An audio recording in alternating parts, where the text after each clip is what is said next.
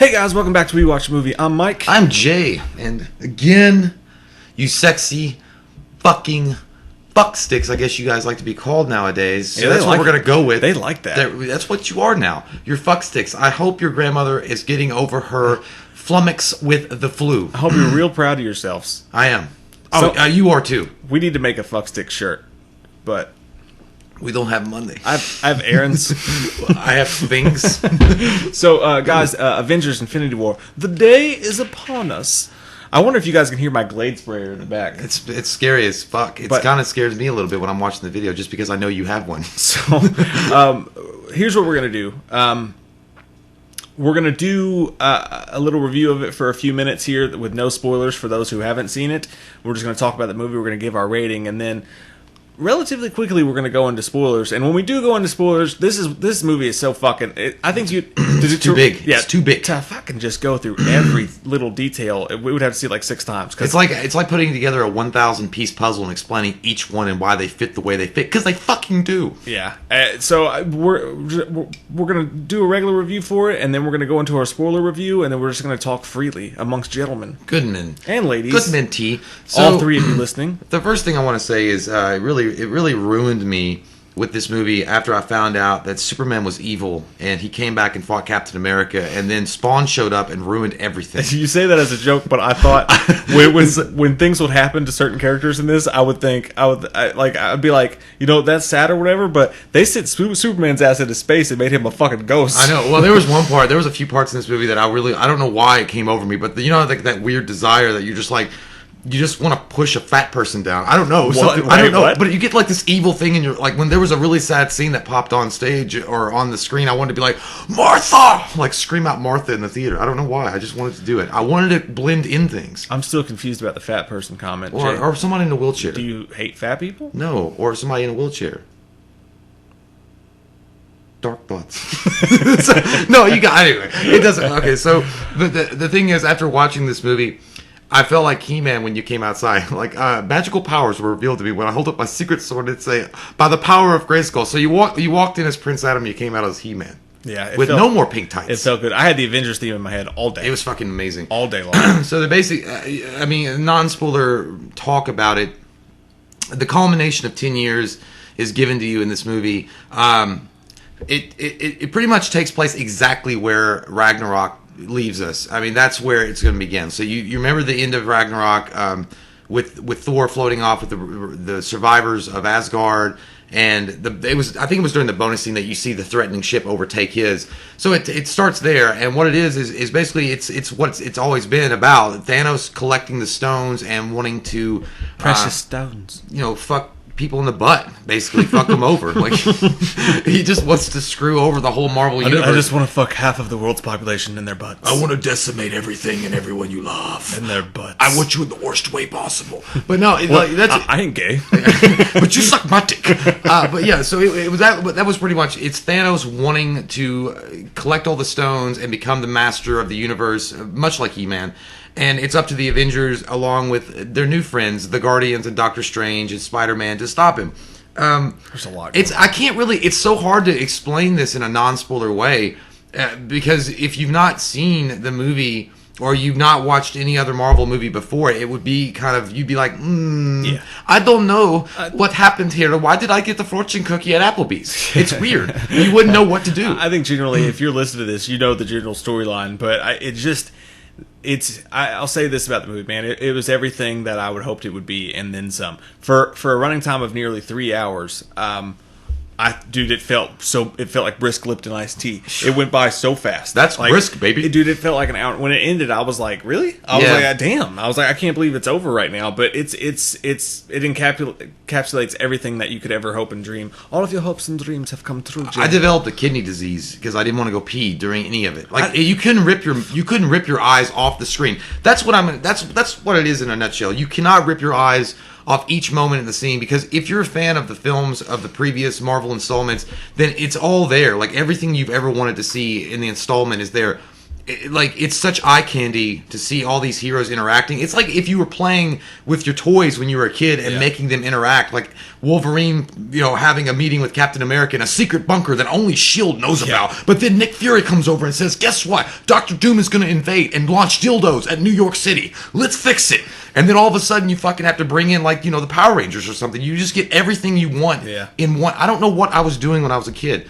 But I used to always have the Shadow in my Toy Story lines because I had such a badass Shadow toy. It was the one with the bandana and everything. Yeah, who knows what lurks in the hearts of men. The Shadow was not in this film. It's such a and look, there is emotional stuff going on in it, because if you think about it, like, this is the end for a lot of these characters, and not just in the way that they're going to die on screen or not going to die on screen. Like, a lot of these actors are going to hang it up after this or the next movie because their contracts are expired and they want to move on for other from other things. And it's kind of like in the same way that not to the same degree of Logan, because Logan was different. I mean, Hugh Jackman was like fucking 16 years. You had 2 hours to focus on one character. Yeah, but that was 16 years of one character. Yeah, and he was gone. But it's kind of like the same thing, and it's such an unreal experience when you're sitting in the theater watching this. And you're like, man, I've been in love with Marvel for 10 years and watching everything they've done and grown it to this point, and now it's all ending in finality with fucking One-Eyed Willie and Josh Brolin and the Goonies Never Die.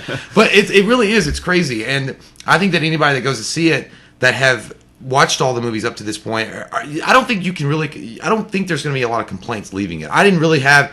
Honestly, I had no complaints. Almost the best way to explain in a non-spoiler way how good the movie is almost to talk about what you've been hearing from other people say how bad the movie is. Not most people, like majority of people love the movie, but I've seen some people say that it doesn't feel like a whole movie, like it just abruptly ends, and I don't agree with that. No. I think that it's going to be a two-parter, and nothing is finite with the ending, and we have a lot to talk about at the end of the movie, but I think that I didn't feel like it ended abruptly. I thought for a movie you knew was going to be two parts, I thought it had a decent enough ending. I thought it left a lot of stuff hanging in the air, but there's another movie coming. So, but the thing about this movie that surprised me, man, was as soon as how big the Vision's bulge was in his suit. Yeah. Jesus Christ, Paul Bettany. Yeah. Go ahead, John, bash your head in. But no, I think that, man, honestly, from the opening scene, I was transfixed, and I knew exactly what we were in for. It was going to be something epic, and don't get me wrong, I was super excited for this movie. Like, going to see it, I'm like, oh my god, today's the day, it's actually happening. But when that first opening scene starts, and it's like a long opening scene, it's a good solid 10 minutes long, and a lot of things happen, I was going, okay, Marvel brought the balls. They didn't bring the balls to Civil War. No. I like Civil War, but one of our main problems with that is they didn't pull the trigger. They didn't pull the trigger. They didn't pull the trigger, and with this movie, man, it felt like, and it was almost everything Civil War wasn't, because the best thing I could say about this movie is it felt like a really, really important comic book event. Like when they would have like Heroes Reborn or stuff like that.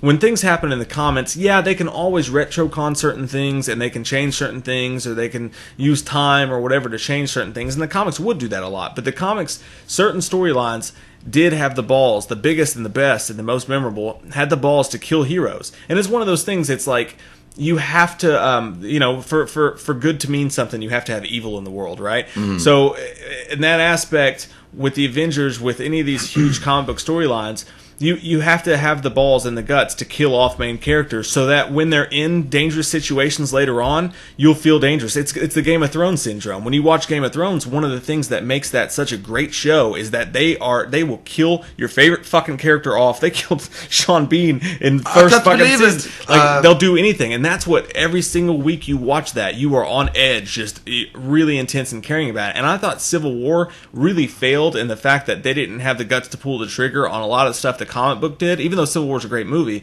our biggest worry going into this was, it's Marvel, it's Disney, are they going to have the guts to really do it? Well, and I won't, we'll get into that with spoilers, right? But I will say that I'm really happy with the level of which they made the playing field in this movie. I'm going to echo the sentiments of yourself, Cotton, because I also feel like they did bring the balls. It wasn't kickballs, it was the actual NBA sized balls, and we're going to play games, because you can't I play for keeps. If you don't have the balls to go out and dangle out your favorite characters and say no one's safe.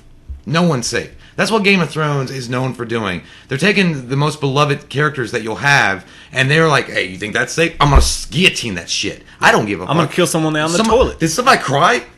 I'm going to kill them later. Like, they don't care. Like, anything you want and love, it's going to be at stake in this movie. And that's the thing. That's this movie in a nutshell. Like, there is no safe place for any of these characters necessarily. And at any one moment while watching it, any of them could bite the fucking bullet. You don't know what big bad Thanos is going to do, and specifically where it's going to target or who it's going to target. And that's what I liked. And I think that in a lot of ways, Marvel has been missing something like this for a while. Yeah. Not that it's a bad thing, and we both love Marvel. Like, we've only given... Marvel's had some duds. Let's be honest. Like, Dark World sucked a big old donkey sack. It really fucking was a bad movie. It wasn't the worst movie of all time, but it was boring and kind of it was predictable. It just wasn't there. Yeah. And in Captain America, the First Avenger was also a wasted opportunity for what they could have done with that character. But either way, this one really had the elements of things in it like death and consequence and action and comedy, but it was mixed in such a way that you didn't know exactly the way they were going to go with it. They could have gone multiple ways, and I think that there was an interview with the Russo brothers and Kevin Feige, and they were talking about when they sat down to discuss all the possibilities of the Infinity War and what it would mean and how to do it. They said they took the pictures of everybody that had existed in the MCU up to this point, and they were going through each scenario about how they would play this out and who would be the survivor and who would be the one that dies. And they said it was the most fun creatively they've had in forever because, again, nothing was off limits. Yeah. And that is like, again, it's not because it's Disney, and I'm not saying that it's only, that if another studio had been involved in this over 10 years and Disney hadn't come in along, and if it had been like a 20th century production or Paramount, that we would have had a lot more everlasting or more consequential deaths. It's possible, but I doubt it. But the thing is that it was finally allowing them to take the gauntlet off, pun intended, and say, go ahead and bitch slap us right in the nutsack, and we're going to wake up tomorrow feeling it when we leave the theater. Like that scene when Captain America and Black Panther and everything are running in the trailer, you guys see that slow-mo. That's how I felt leaving the theater. Like slow-mo running. But yeah, there are definitely things at the end of this movie that when you leave the theater after having watched it, and again, I wouldn't say don't wait for this to come out on video or something to go see it. You really got to experience it in the theater. If there's ever been a theater. But when you leave it, I think that you're going to come away at the same feeling. You're going to feel dejected, and you're going to feel like, wow, like I can't, I mean, there was so much to fucking process in my butt cheeks. I just got to have it again, Tom.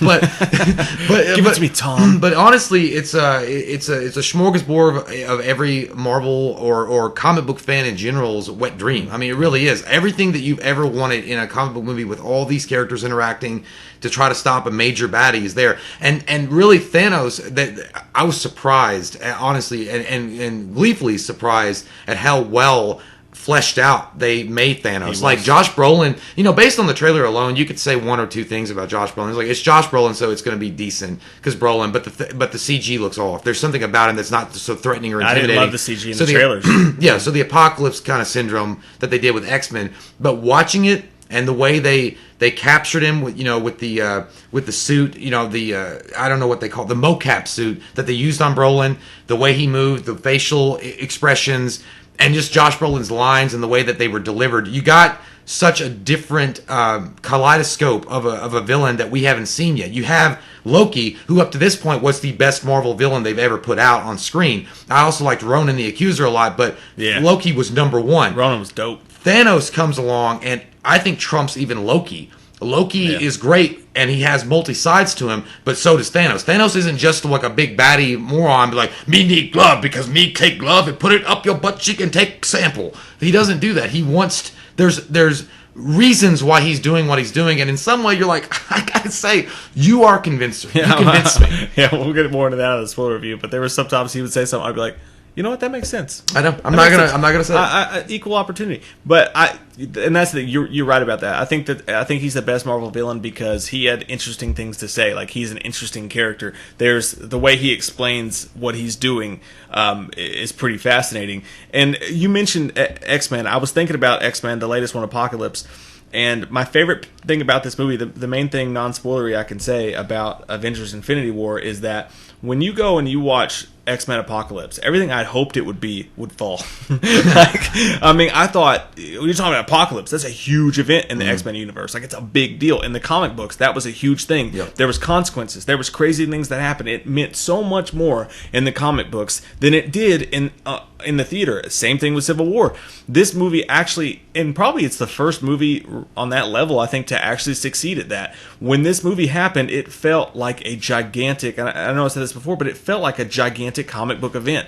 Watching it, every single page you turned was a huge cataclysmic lasting effect, and it actually delivered on so many different levels that I felt like it was a huge event. I felt like it was a game changer, and this is really the first time that a film on any comic book level has been able to match that scale in such a grand way like they did, and that's why I love this movie so much. And the fact that they were able to take such a massive undertaking like Infinity War, where you have multiple storylines intersecting, and they all each had their own specific story leading to this, and you're able to, from that,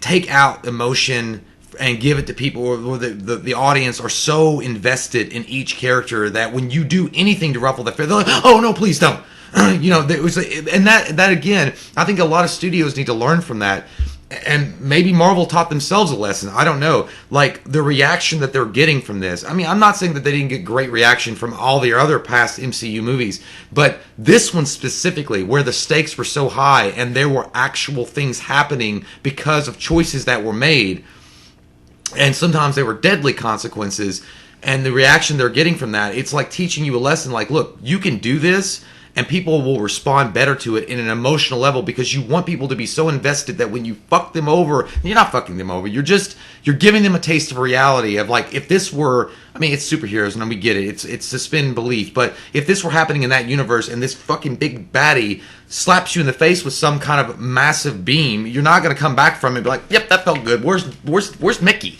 Where's Donald? And he's coming down there. So there's still some of that. Yeah, there is some of that. But not as much as like it could have been. Like, Marvel could have taken a really backdoor way of doing this. I mean, and made it just, as entertaining and adventurous as it was, and just made it an adventure story. But they didn't. They put their dicks on the line and they said, fuck it. We're gonna do as much as we can within the realms of Disney. And to be fair, some of the most cataclysmic things that happen, you just know aren't gonna last. So it's not like we're not saying they've. Oh, it wasn't all or nothing. Yeah, they didn't really push the envelope. No, it wasn't so Game of Thrones. For Thrones. Marvel, for Disney, for what we've seen in the past and what they ended up doing in this movie, I gotta fucking slow clap, because that was my biggest worry. I was like, is Marvel gonna have the guts to go forward with some of this? There's gonna be some MCU fan here that's gonna come over and say something in the comments, because we've downed them before. It's like, eat it, whore. Well, I mean, we're both huge fans of the DCEU, and we'll admit their missteps and stuff. Like Justice League was not what I wanted. It wasn't as bad as they thought. I liked it. It wasn't what I wanted. But one of the things I loved about Batman vs Superman was the serious themes, like the themes that Marvel up to this point felt afraid to touch. Mm-hmm. Like, for all the things you could say about the editing and the cuts and whatever about Batman vs Superman, it had the balls to go some really deep thinking places. And I think Marvel, in a weird way, took the best part of DC and put it inside of this. They improved it. And put it inside of this movie, which, if you know us, we're not ones to say that if we don't mean it. We will say Marvel's full of shit. We weren't huge fans of the Doctor Strange film. Yeah. Neither of us were. No, because of the Doctor Strange film, I mean, Benedict Cumberbatch is great, and there's no question he's a great actor. But it was so Disney. But they have the Disney version going on, and there's CG out the ass. And it came on the heels of the fact that them lampooning the fact that, Justice League and BVS, they just relied on CGI and to sell a ticket. And I'm like, well, Doctor Strange was literally the entire thing with CG. There's a lot of stuff in this film that if it were a DC film, we would get way different reactions than we got here. But now, the thing about Batman versus Superman, and I mean, again, we're not going to get into a rant, and we're not going to go part of, we're not getting into this fucking debate about There's no time, Mr. Strange. But I just want to say, okay, well, let me do... I have Agamotto, but let me say Did you seriously just say I have Agamotto? Yeah, I did. There's a time stone in it. It's like, how many licks does it take to get to the center? Is this my mantra? It is. Nah, it's the Wi-Fi password. We're not savages. But the thing is, Batman versus Superman, and this movie particularly, is in Batman versus Superman. And this is what we're talking about. In Batman versus Superman, even though it was Superman and he was fighting Batman, when Batman was whooping his ass and almost stabbed him with a fucking harpoon with kryptonite, I thought he was going to bite it. I really, you didn't know what was fucking safe. You're like, oh shit. Yeah. That's how they kept you on the edge of your seat. Because DC's like your drunk friend. Like, he'll do anything. Yeah, it's like, fuck, that motherfucker will eat glass. But that to me is great storytelling, because you want people to be like, I'm not sure what's happening. Mm-hmm. I'm not sure what's going to be around the corner. Does Lois have blonde hair or red hair? I don't know. Do the drapes match the carpet? But whatever it may be, the point is that let me get in that bathtub, Superman. Oh shit, he did too. How did I break that shit too? But anyway, Marvel in this Infinity War, they do play with house money, and they're able to make people. They're pushing it with people. Like, you didn't know what was going to happen. I mean, people that read the Infinity Gauntlet comic books back in the 90s, great comic book series. I recommend it if you never read the comics. But there were a lot of people going in expecting something like that, and maybe we'll get something like that in Avengers 4. Don't know, but not necessarily knowing who was going to bite it. We knew people were going to die, because if Marvel had done the backdoor thing, I would have lost tons of fucking respect for them. I'd be like, you guys are pussies and you'll stay pussies, and that's the way you'll tell your stories. But they didn't. They gave me what I thought it needed, an injection of new blood, and this is the only way to go into the next phase. And we'll get into how much of that's actually going to last. And I also want to point out really fast, before we jump off here and get into the spoilers, is that people that are complaining that, like you mentioned earlier on,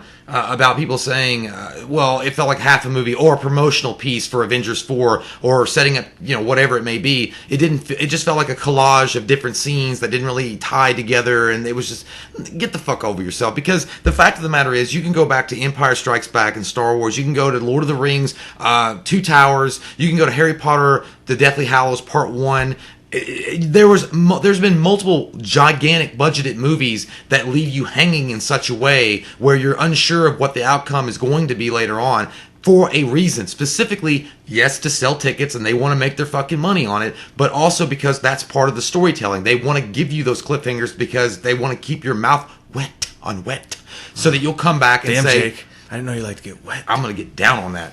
And that's what they're doing. So don't come up with that bullshit as a knock on it, because it's not a knock. I mean, and again, and that's untrue completely. The movie is a complete movie. And when the Russo brothers came out and they said this could be a standalone, they said you could watch this movie. Oh, no, they said that would be something, wouldn't it? But my God. They said you could watch this movie. And you could walk away from this movie if there was no bonus credit scene, which there is. But if there was no bonus credit scene and you wanted to watch it and you were going to walk away from it, and does it end on a downer? Whatever. Does it end on a happy note? I don't know. We won't. I'm saying, does it end on a happy note? Whatever the case may be, they're saying it's a complete movie. Yeah. That you don't have to have anything going from it.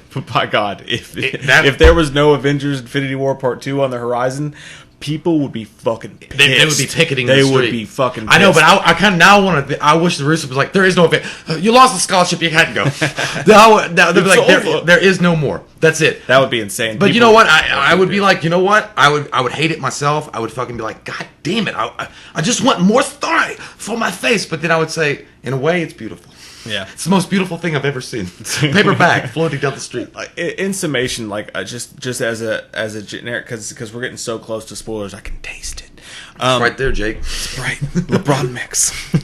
But I think my entire feelings about this movie, non-spoiler wise, is that Marvel managed to capture an epic comic book storyline and put it on film, and I felt like, for me, typically when you watch a movie like this, you're looking at it and you're going, I would have given that character more time. I would have rather done this with this person's storyline. I would have done this. This is the first time in movie history where I, as a fan in the audience, sat back and gone, it's too much. I don't even, if you gave me all these toys, I wouldn't even know how to, play. It's so much, and it's so entertaining. Every second of the film matters so much. They would go from set piece to set piece, and they would do the thing like they've done in other movies where they would show, okay, now we're in London. Now we're in space. I also did you notice that the lettering they used was very James Bondish? It was, and it was serious. Like Spectre. It was just like Spectre. Yeah, and I dug, especially the ending lettering. It was way serious for Marvel, and I really appreciated that. But they would jump from set piece to set piece, and all of a sudden, an hour later, you would go back to a storyline previous. And it felt like Game of Thrones almost. And I would go, holy shit, I was so enraptured in what was just going on, I forgot that was going on. And it was just like, dude, it was like being at Christmas and having someone keep handing you gigantic fucking gifts. It was beautiful. I know. And like, dude, I just felt like that the entire movie was so entertaining, and it all mattered so much. And I felt like, is there that Marvel comedy's there, and a couple times the jokes fall flat, but a lot of times the jokes are hilarious. It's all there. But I enjoyed it from start to finish. I absolutely loved and adored this movie, and for me, I mean, it's not a huge deal for us to give a movie a 10. Like, we're not afraid to say a movie's perfect. And like, I have tiny little tweaks and stuff I would do for what this movie meant, for the running time, for the whole scope of everything.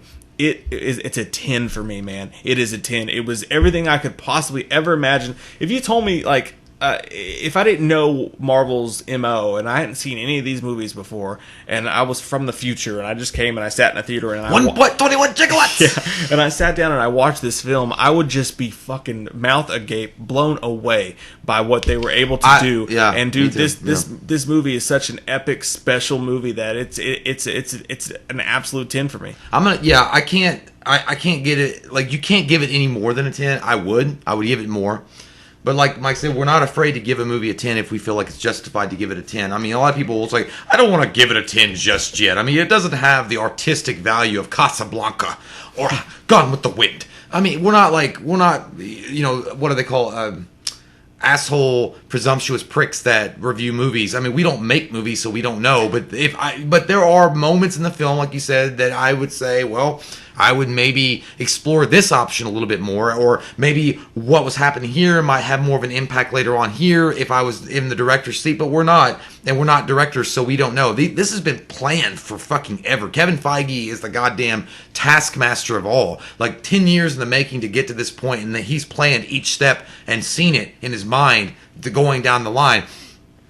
It's got everything that is, like, as far as, like, if you were telling me what's a ready to go hot pocket of a comic book movie, hot pocket, great, what would it be? And I would say, not cheapening it, and hot pockets might be cheap for your soul, but it's good for your mouth, is this movie. It's got every element that we need to have a successful comic book, tragic kind of story, but also a comic kind of relief, and action, adventure, you know, sci-fi, fantasy, romance. Everything is intermixed and intermingled in such a way.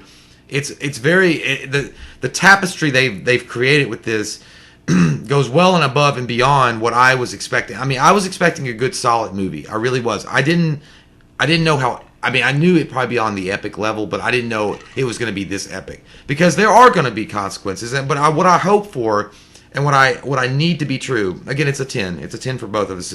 So this last bit that I'm going to say before we get into the spoilers, what I'm saying is that I hope that that because of the consequences and things that did happen in the movie, I don't want everything to be super hunky-dory at the end of Avengers 4. You know what I mean? Yeah. I don't want things to go back exactly to the status quo and exactly what they have been all along for 10 years, because that's not real storytelling to me. What would be real storytelling, and what would make more of an impact, is that sometimes these consequences that happened in this film are irreversible. You can't fix some things. And after things are set back in such a way that it's okay again, there are still going to be cracks in the foundation moving forward that you got to deal with, that you got to move and learn from. And I think that would be a good stepping stone for Marvel to kind of get, not, and I'm not saying this in a shitty way or presumptuous way, but maybe move from the image of we're very wholesome, family friendly, and we love people, and nothing bad will ever happen in our universe, to a point where, like, hey, we're kind of growing up a bit here. We're getting a little bit more mature here. So get out my fucking case, Mom. Like, stop being the dad from Back to the Future. I'm not saying go. I'm not saying get. Yeah, I'm not saying go to DC. I want DC and Marvel to stay separate. I'm not saying DC should go to Marvel and Marvel should go to DC, but somewhere in the middle, I think that moving from here, I want Marvel to be. We have to know that you're willing to pull the trigger. Yeah, if you've got that on the back of your mind, and again, I reference, when you move on in the future, reference this film. Like, some people won't make it, and they shouldn't come back. They should not come back, and you shouldn't cheapen it by making them come back. Game of Thrones don't do it, so you don't fucking do it. Some people should. And some people should, but other people should not. Yeah. Because by doing that, it cheapens what I would consider a sacrifice for the greater good, and that's in and of itself. How could you not say it's more heroic? And it's a weird line to walk because comics do it. Comics do, but it takes a while. Have heavy, but it takes a while. And like when you're talking about like the way that comics do it, like sometimes they'll be like, "Oh my God, so and so's dead. Oh my God, they come back." When they bring them back, comics a lot of times have a really special way of making the way they bring a character back be really original and inventive. And sometimes, even though a character will die and come back, the fabric of that character will never forever changed. Yeah. Because of what they had to go through to come back. And that's what I'm saying. Like, if you're gonna just have something lasting when you move forward into these films. I think that's the only way to really make yourself mature and grow and move on to the next evolution of filmmaking with these Marvel heroes or just superhero storytelling in general. These long, drawn out, not in the way that you guys think, but these long kind of expansive storylines that they told from Iron Man to this one. And I'm just going to say the only superhero that I know of that died in the comic books that has never come back and has stayed dead, because I didn't read the comic myself. I wish I had, because as far as the emotional level... Archie? No, Archie, fucking Betty and Veronica. No, it was the death of Marvel, Captain Marvel. He died of cancer. And in the comic book, they wrote this really great story around him suffering from cancer. And, there wasn't a miracle cure or anything like that. And Marvel has stayed dead. Captain Marvel, the original one, has stayed dead for 30 plus years. They haven't brought him back because he died so heroically, and there was no need to. Now, that's the only one, but nonetheless, I'm just saying, I hope Marvel understands why this movie is so successful. It's not just because it's got so many great, amazing effects and cool dialogue and awesome shit, and Superman's there. Nothing like that. It's a joke. Spoiler alert. Yeah. Superman's in this movie. He's fucking coming. Krypton? Clark? Thanos destroyed Krypton. But it's because of the investment of these characters that people have with that some of them won't come back, or some of them shouldn't come back. And because of that reason, you do leave an impact later on in your universe. That's my little tiny fucking rant on it. Not a rant, just a hope in the future. Otherwise, again, we package this movie as a 10. Do yourself a favor, buy the fucking ticket and go see it. And if you can go see it in IMAX, we didn't get to go see it in IMAX, but if you can, dude, it's worth it. Yeah. It's a weird thought to have, because tell you the truth, man, depending on what happens in the sequel, depending on what happens in part 2, it could actually affect the score of this movie. Because, like, what matters, what they change, it could actually affect whether or not this was a 10. And I don't think it will, because the last thing I want to say about this movie is just, I was thinking about it. This movie is, in a weird way, and it's you would never seriously say a Marvel movie is underappreciated, because everybody loves Marvel. Like, they did a great job. They built a great thing, but it's one of those things. It's like, it's almost hard to love because everybody loves it so much. Well, we're not emo. Like, no, but I mean, it's one of those things. Like, even some of the reviews I saw going against the movie that were like, "Oh, this is package commercial." The producers know that you're going to eat out of the palm of their hand at this point, and they're just sitting back and laughing and cashing their checks. And I've felt a little bit of that watching other Marvel movies before, like being in the theater and hearing people, like, when you see someone that you hear someone that for a fact doesn't know anything about comics, and they're acting like they're jizzing in their pants over something that it's not the same as like what it used to be, whereas nobody gave a fuck about these movies, and we were jizzing in our pants over like Spawn and shit, even though those movies and the cartoon series, HBO, right. What up, bitch? It's the same thing. It's like when when something's at Walmart, it's not cool style anymore, and dude, Marvel's at Walmart. Let me just give you a little. But when we were growing up, comic books were not fucking cool. No. And these superheroes that you guys are loving, not all of you guys, but some of you guys understand this, but some of you guys may not. But we were like, literally, if you walked around with a Captain America fucking folder or whatever, or talking about how great Captain America or Thor was, your ass would be dunked so many times in the toilet that you could not get the fucking ear turds out of your ear in 2 weeks. It was different. It was a different time. But what I'm saying is for what Marvel is, like, I've always been the first one to, if I think they're being bullshit about something, or if I think they're they're really good at feeding the fans, and sometimes that's natural. Where the scene we love in Avengers so much, where they all team up and you got that shot. That was glorious. It's natural and it's amazing, and then from there it feels like sometimes they try to like squeeze that well too much. Trying to get some toys sold. Yeah, and people just accept it, and sometimes, like with Civil War, like even though I thought Civil War was a great movie, there were several times I was just really, really disappointed. Because they didn't go for it. But what I'm trying to say is that this movie, you have to step back, and even though everybody already appreciates it so much, even being almost a skeptic in a weird way, which just barely disliking certain things Marvel does counts you as a skeptic this day and age, because everybody loves them so much.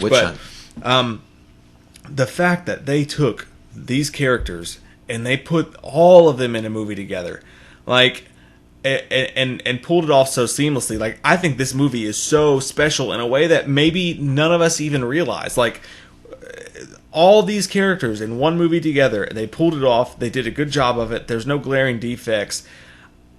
I think it's one of those movies that I think I'm having a hard time even pulling this out of my fucking mouth right now, but I feel like even as much love as this movie's going to get, it's going to end up underrated, man, because when you think about all the intricacies and all the things they had to tie in, and they managed to do it in such a way that me, as a fan, an asshole armchair quarterback sitting back here eating popcorn going, I fucking hate that. You shouldn't have done this. You shouldn't have done that. Like, I can barely say anything about this movie that I didn't What's it like to be less than mortal? It's amazing. This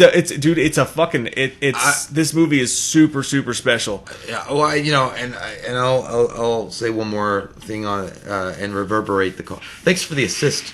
Let me go in for the drive.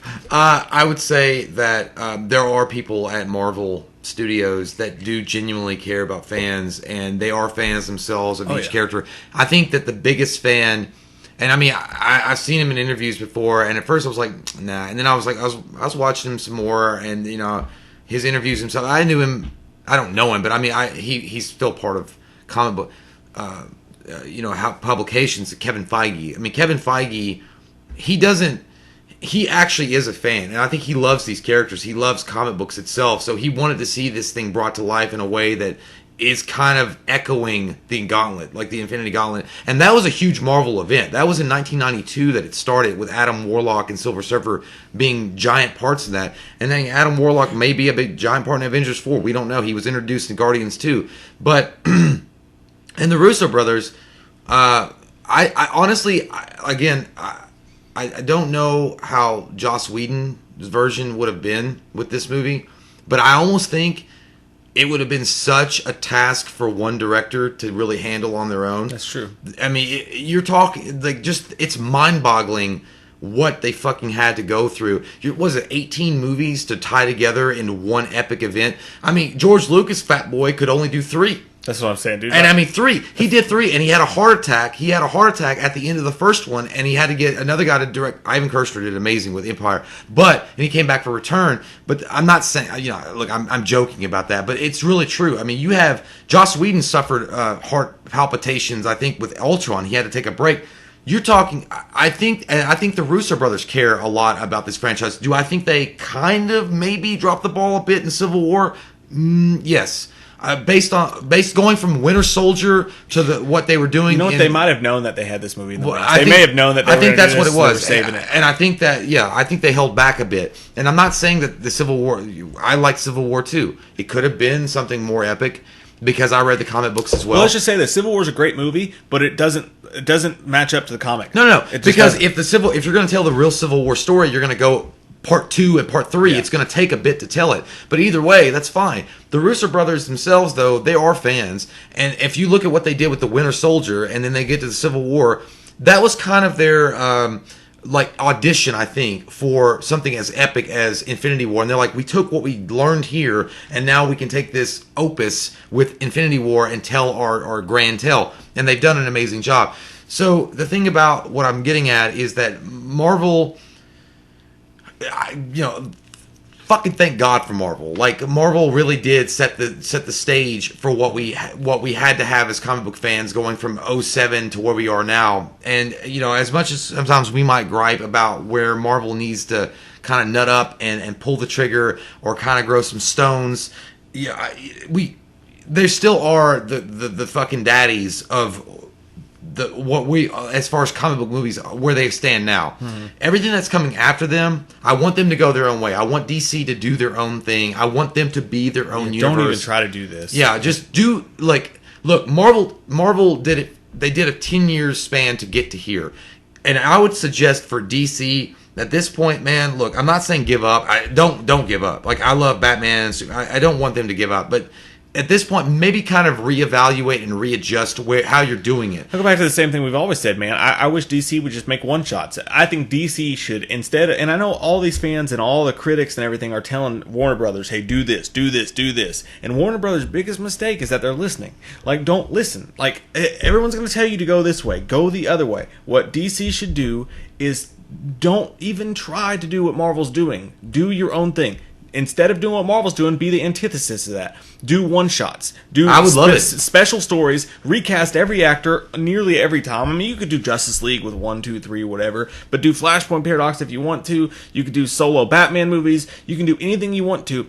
DC should just come out and be like, hey, I'm not tied down to a universe. And that's the good thing. I'm going to do special things. I'm going to do crazy things. These movies don't have to interconnect. We're not bogged down with all that bullshit. And here's the crazy thing. Warner Brothers owns all the rights to all the characters. They don't have to fight for rights for any of these characters. They literally own every single character. There's some fucking badass characters in DC. But anyway, this is not a DC review, and I don't want to get pulled into that. At the end of the day, Mike and I love fucking Infinity War. Yeah. It is worth every cent. It is worth all the hype that you've seen in the trailers and how you feel deep down in your hearts and farts. And you gotta go see it. You gotta go with a friend. You gotta go with your wife. You gotta go with your girlfriend. You gotta go with your boyfriend. Take your dog. Fucking take pictures illegally and put it on the internet. I don't care. Don't do that. No, I don't want you to be arrested. But if you do, send it to me. But privately, because I don't want to get arrested either.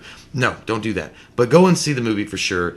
It's worth every fucking moment of watching Iron Man to here. It's all there for you to enjoy and have a good goddamn time and have a pancake. I want to throw a really quick nut shot in there. Just really, hey, what's the guy that used to be the GM of the Lakers? Oh, Mitch Kupchak. I want to throw one in real quick. Ooh. I still think that Marvel should have and should, all these fucking movies should invest in just a little bit more practical effects.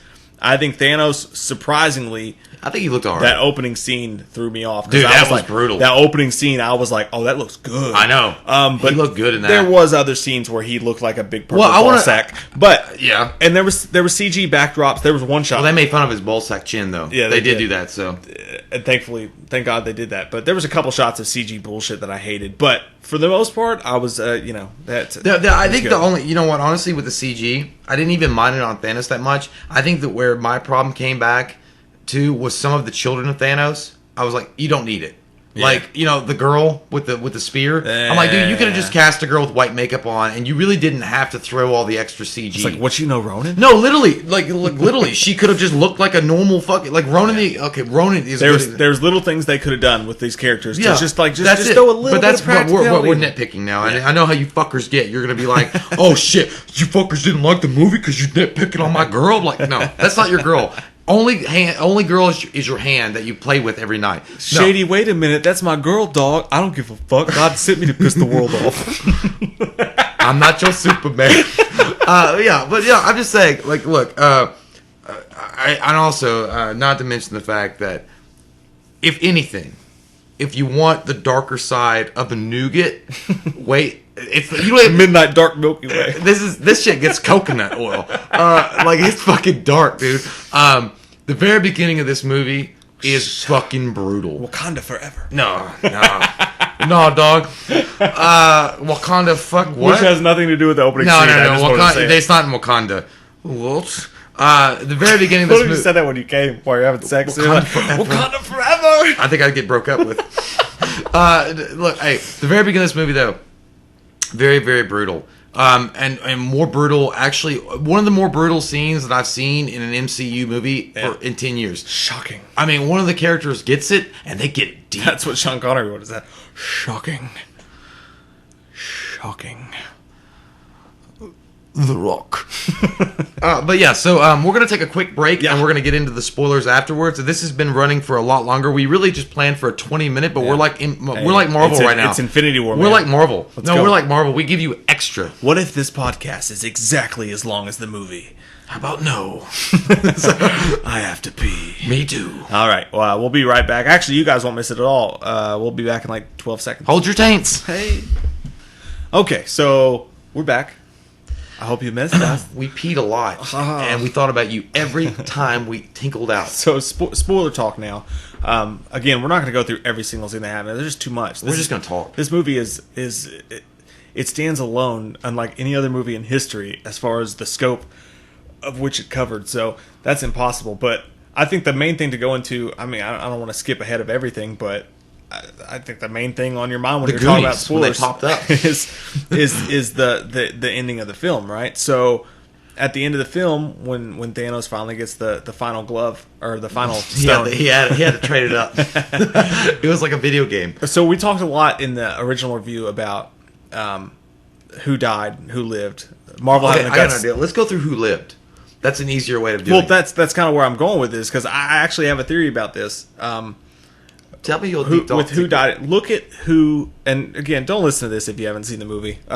Yeah, please don't. Really don't. Like, I want you guys to experience it for yourself. But if you looked at who lived versus who died, because in a badass scene, it was a really cool scene. Like, it threw me off even when when Scarlet Witch decides at Vision's request to just kill him because she has to. And it's a powerful scene. It's a really good scene or whatever. And Thanos is like moving towards fucking people up on his way there. And by the way, dude, that scene from the trailer where Captain America's holding his glove down. Yeah. It was so much more epic than I ever thought it could be. Because when Thanos looks down at him, he's like, "Fuck." Yeah, Captain. Yeah, he's like, you do work out, bro. Like, dude, I got hyped because he was like, I have to respect that. I know he did, and he respected it. But then he was like, sheer will. I am stronger than you ever imagined. Like, he looked at him for a second because Captain America does catch his gauntlet, and Thanos is pushing down on him. But you get a second of Thanos' face, and it's kind of like a face that you have when you realize that the fight you picked wasn't the best option when you were drunk. You were like, you could take a punch. I thought you were small. But then Thanos was like, wait a minute, I have a glove that has all these Infinity Stones on it. What are you, pathetic child? In that little moment, though, it was kind of like, I know it sounds stupid, but it was kind of just a nod to the human willpower. But you know what I'm saying? I want to throw this out really fast because it doesn't happen in the movie, and we're going to get to the people that survived and the ones that died. But Captain America does live in this. But I thought at that one particular scene, if they had gone the full Monty with it, having Captain America, and I think everybody thought that he might die based on that trailer. Having him actually die, or in retrospect, not even showing that scene in the trailer itself. You know, they had to have an factor, and I get that's why they showed it. But if you had seen the movie without that part of the trailer, it would have been way more epic. Yeah. And then having him actually die, that would have been a culmination of like, holy fuck. And when Thanos finally uses the other hand and punches him, I mean, he goes down hard. Well, see, they already burned that line from Civil War, which I wish they had kept it just for this one moment when he was like, I can do this all day. When he was fucking him up. Yeah. But then I was thinking, like, this is an intergalactic fucking badass that drinks off fucking butt cheeks of aliens that he's conquered. You're Captain America. And I love Captain America, but you're Captain America.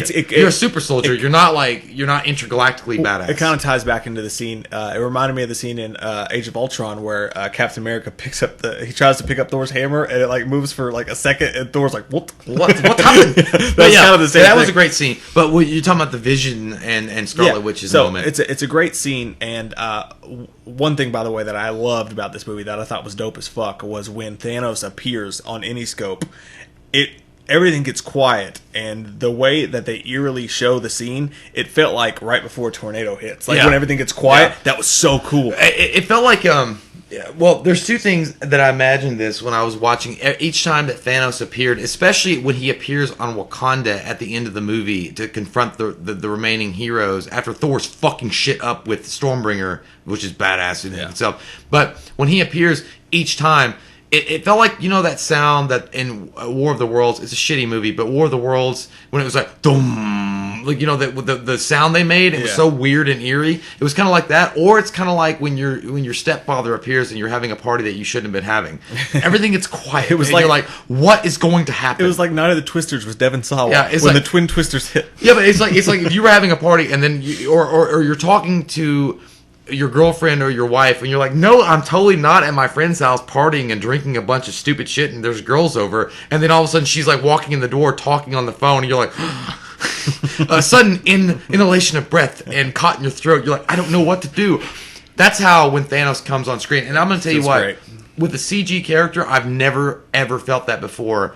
And it could be the powerhouse of Josh Brolin himself portraying that character, that he's able to stop, you know, the audience and time itself when he walks in to a scene. It's not Heath Ledger Joker level, but it's close to the fact that it's like some shit's going to go down when he comes on screen. And, yeah, I mean, I thought he was great, but I thought that was more attributed to the directors, because just the way that, like, before he even shows up on screen, like, where everything stops and there's, like, this eerie feel in the air, it was so cool the way they did that. But when he shows up and he's just backhanding people, like, get the fuck out of my way. Pimp slapping out. And he goes up, and then, you know, she kills Vision or whatever, and they think that they've won, but then he uses the time gem to go backwards. I was like, holy That was shit. badass, He used yeah. the time, and when he pulls that shit out of Vision's head. dude, like, he just, like... He gave no fucks. It was like when you take a bite of a birthday cake, and instead of cutting a perfect cake, he was just like, oh! I want this all. He took a piece of his fucking, his So fucking head. you get to see Vision die twice. Yeah. And is one time the best? No, the second is better. And that in of itself is epic. And look, you know, we're talking about this epic end moment with Vision and Scarlet Witch. I mean, they were building up the romance in Civil War a bit, but it wasn't really. It wasn't solidified. That was forced. Yeah, it wasn't solidified to a point. If it had been a couple of movies, I would have got it. But at this point, when they're already like, you know, backpacking across Europe and like stealing away scenes, and he's human again. I don't know how that happened, but okay. But he's human, and then the Mind Stone is warning him of Thanos' impending invasion. That's all cool and gravy beans, but at the same time, I think that as emotionally charged the scene it was emotionally charged, but it could have been more. Yeah. And I do feel like it was shoehorned a bit in. I know we all know, reading the comic books, that Marvel has Scarlet Witch and the Vision getting together, but it felt like it could have been over a couple of films before this was more of an impactful moment. It was impactful because she does love him or whatever, and she does kill him to prevent... What she's trying to do, by the way, is she's destroying the Mind Stone to prevent Thanos from getting the last gem to put on his gauntlet, because he has to have all the collections from Zales. He has to get it. He has to get it. It's his Tron bracelet. Fuck De Beers. He has to have Zales. But she's trying to prevent him from getting that, and that's why she kills the Vision. But Thanos is like, I got that lucky Agamotto time stone. And he goes back, and then I think they should have just kept that part in the movie, and not even have the Scarlet Witch try.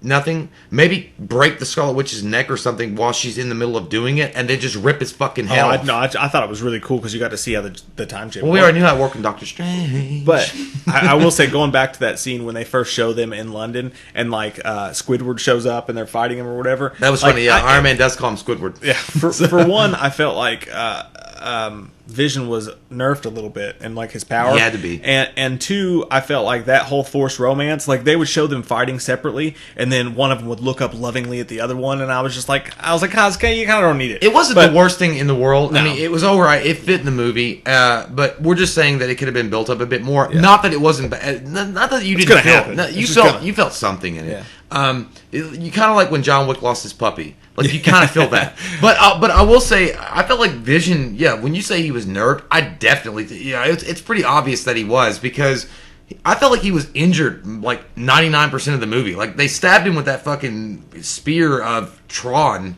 And he was like goddamn hurt all the time. I was like, just repair your shit, and he couldn't do it. And then he just felt like he was always holding his ribs. It's like, I'm hurt, but I know I got to do the right thing. He was like Kawhi Leonard. It's like, just play, dog. But I want to get into. I mean, there's so much to talk about. Well, I got sidetracked, but I was trying to go to the meat of everything just to start off from there, and then we can kind of branch out. But here's my theory. We've been talking about this outside or whatever before we even did this, and I didn't want to say anything till we did the podcast, but I want to know what you think about this. So when you talk about who dies, right? Like Thanos, after that scene, he clenches the thirst, he squeezes the glove, squeeze the juice, and he had Brendan Fraser in his ear. Thor comes down, right? And Thor, like, that's badass. It's a Thor's badass. I've never wanted the man more. I didn't love Thor in this movie. I thought he was badass. I didn't like how dicky she was to the Guardians of the Galaxy, which I get the whole joke, but for some reason I didn't like it. But I did like how hurt he was over all the things he'd been through. That was kind of an emotional scene. The scene where he was crying, but he was trying to make a joke of it. That's a real thing. Like when you're trying to. Me and Mike are jokesters, but if something tragic was happening, you're trying to pretend that we're all cool and everything's fine. I don't care that I lost half my fucking family or my brother just got killed in front of me. No big deal. But he's crying, and Rocket gets that. Like Rocket was the same kind of way. That whole scene between Rocket, which I didn't really appreciate Rocket much in this movie, and maybe I'll change my mind if I see it again. But the interaction between him and Thor actually was a significant moment that I was watching, and I'm like, he understands because of all the experimentations that he had on him, and then he's getting the same kind of vibe from Thor. Yeah, that was a cool scene, and especially when he's crying, he's trying to like, what more could I lose?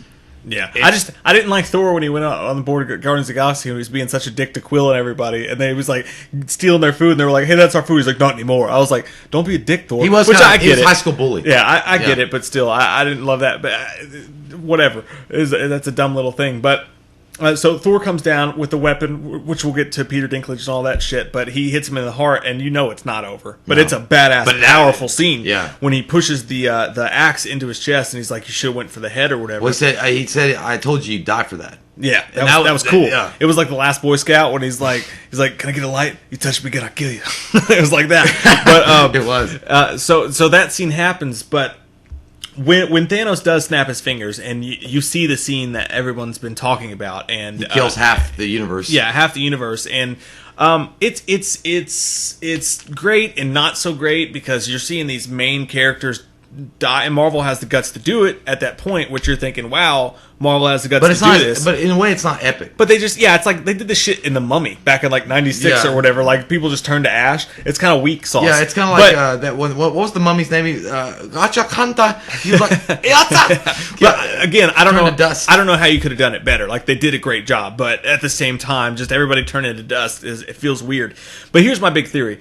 And like I said, I know this is a big part of it, but we'll start from here and kind of branch out.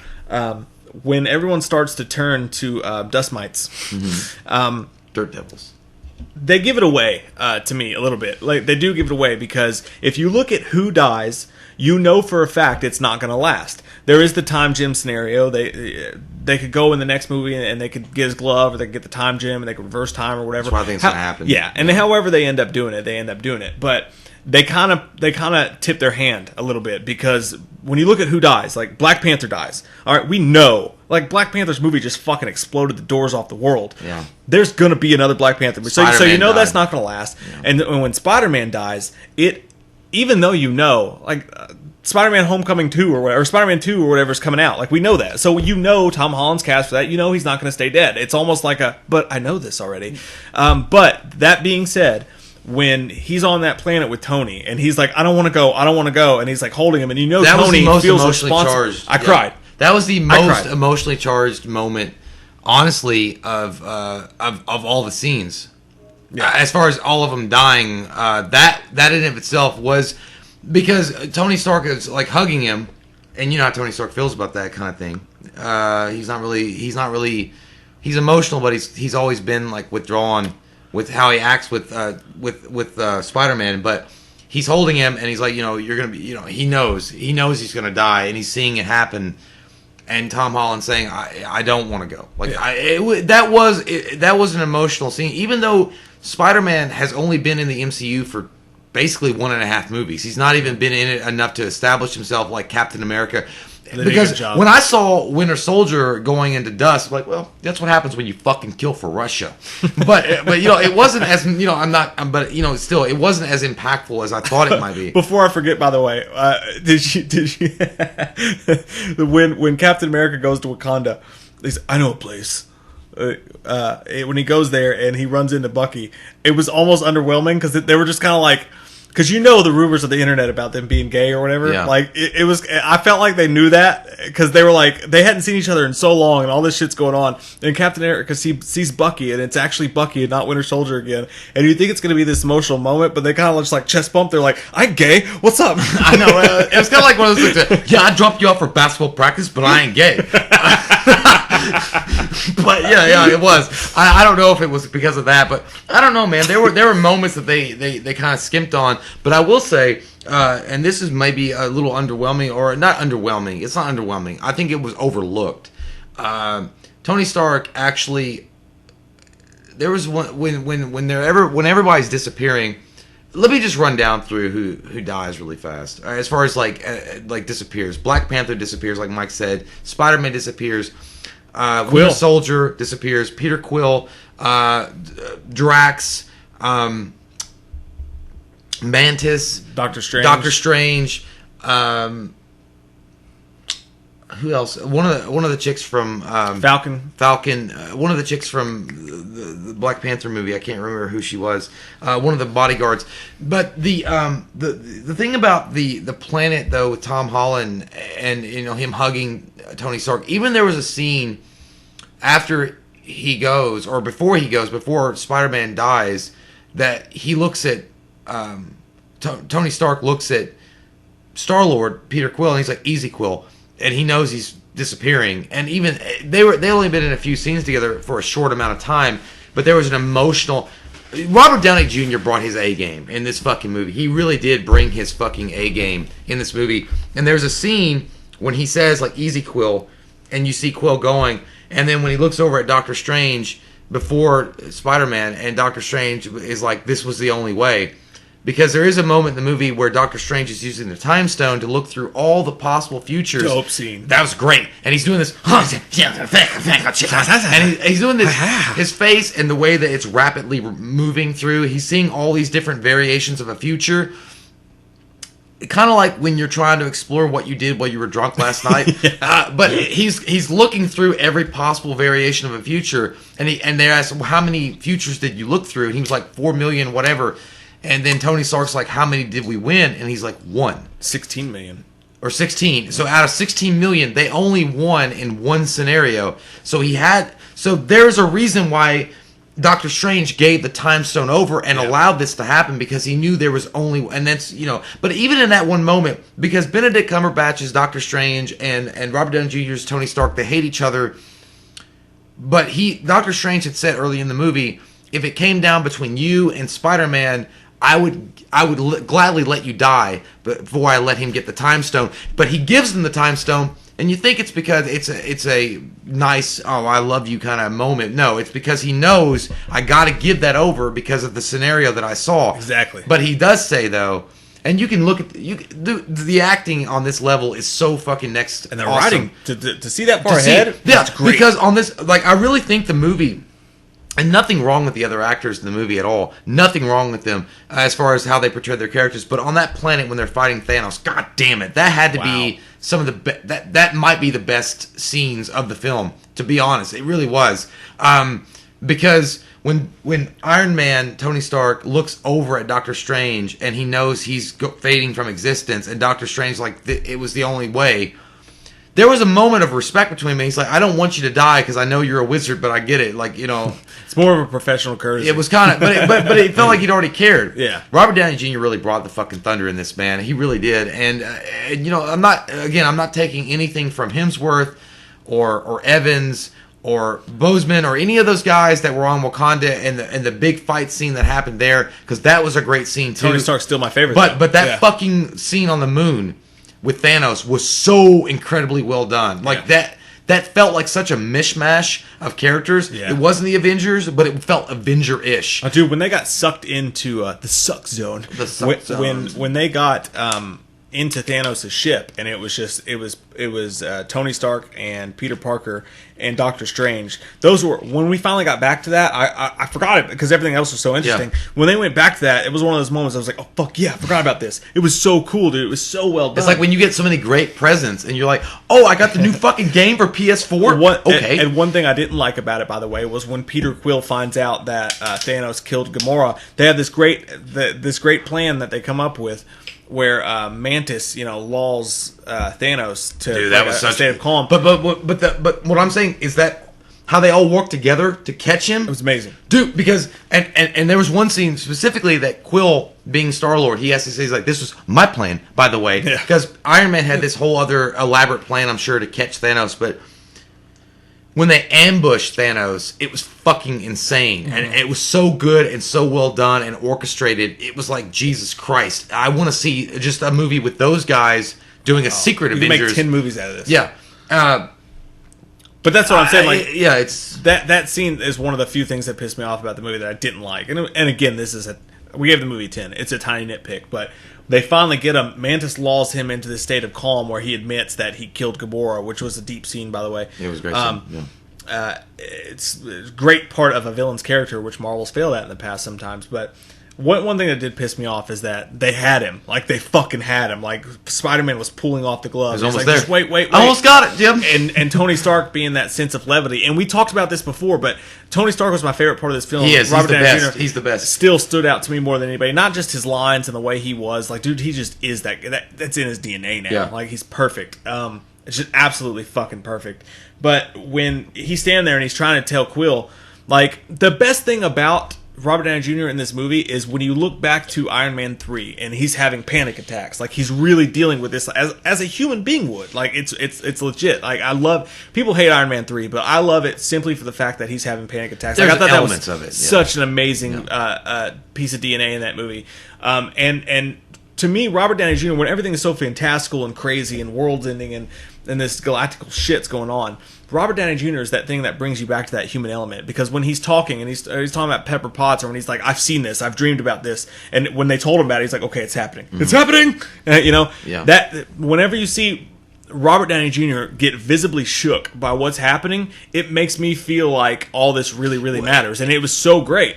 But when Peter Quill comes out and he's like, no, don't get upset, or he's like, don't hit him, you're going to ruin it. I kind of hate that he was so weak in that moment. I think that what you were expecting, fucked it up. and I think that most of us were expecting it. Looking at, we all love Star-Lord and Chris Pratt because he seems like an everyday kind of average Joe guy, but he has his cool and wits about him.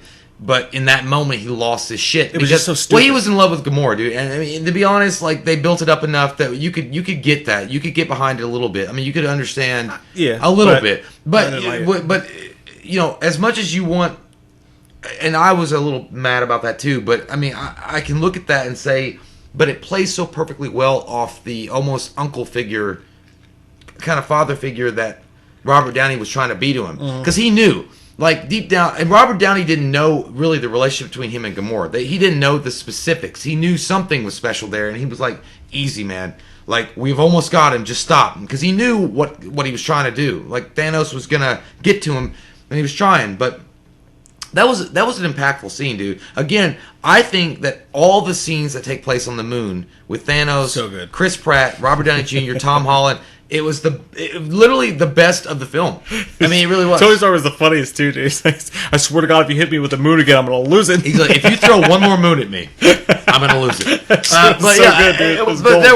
There were so many things that were going on there that was fucking well done and executed just right to give you characters and the characters that we've all grown to love in a moment that is emotionally charged, that it really does play into, because look, Robert Downey Jr. as Iron Man, we all believe that he is like calm and collected, but he's not. In Civil War, he does react out of emotion and he bitch slaps Captain America and fights him.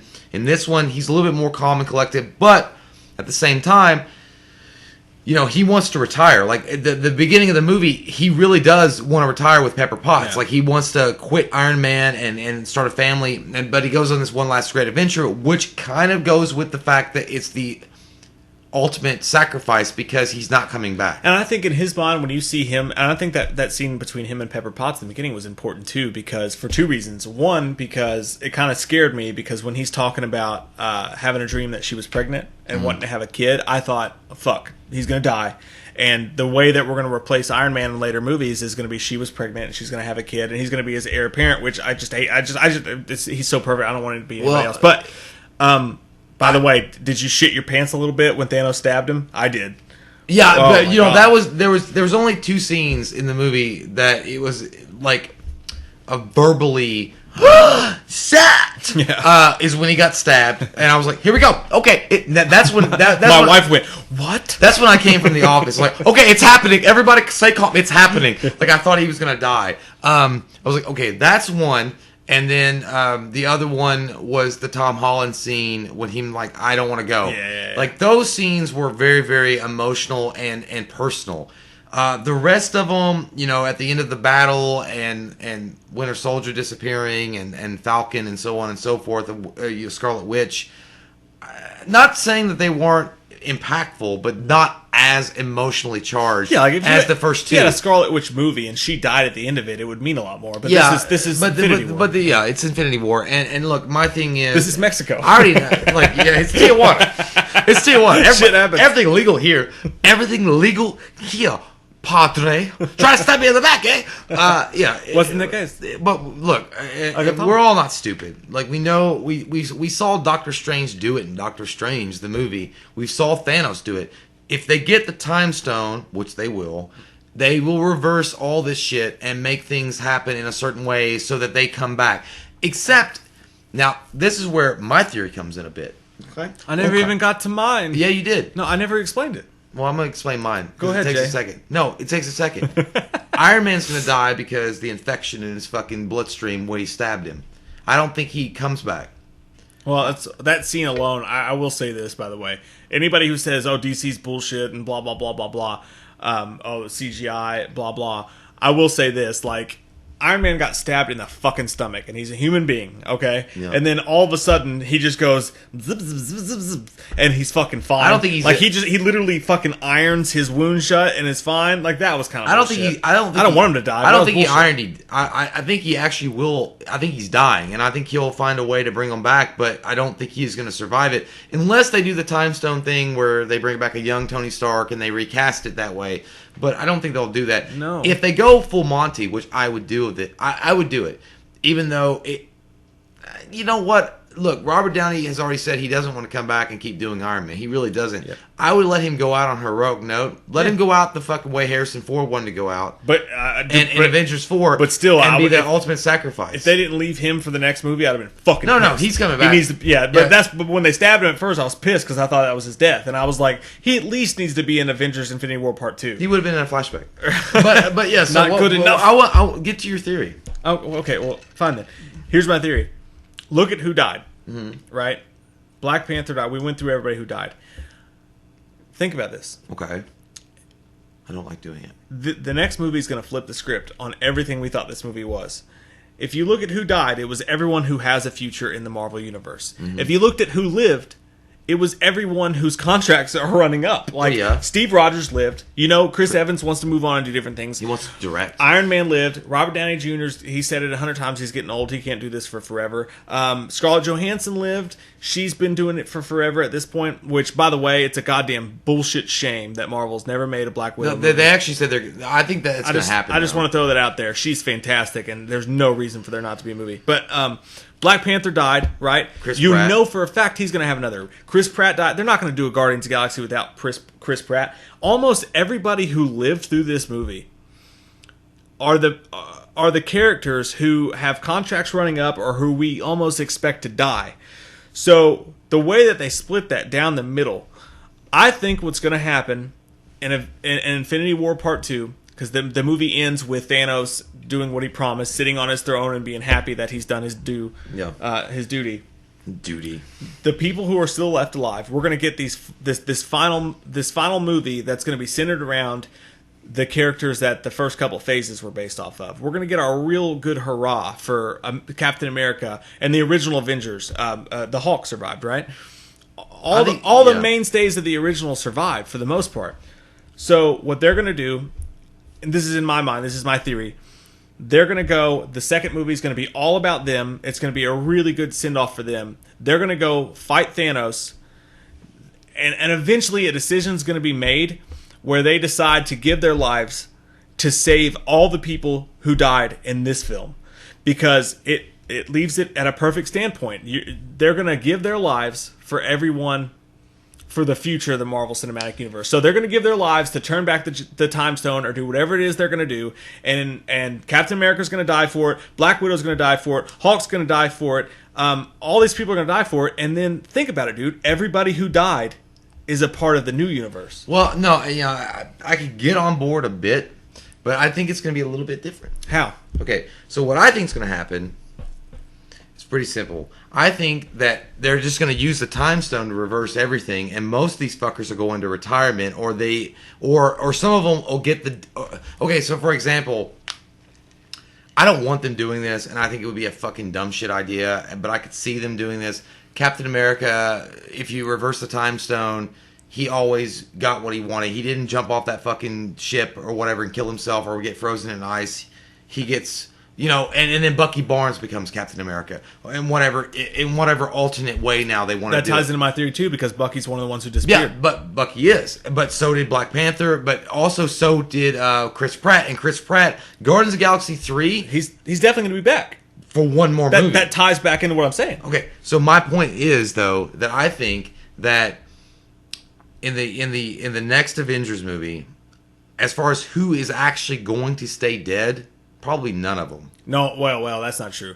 Because everybody who died before the Dust City event is going to stay dead. Loki's going to stay dead. Gamora's going to stay dead. Loki will. Everybody who died in the dust is going to come back to life because the people who are left alive are going to sacrifice their lives for them. See, I don't know, because you got to think about it. Like, Loki is Tom Hiddleston is such an important part, an integral part of the lore of Marvel or MCU.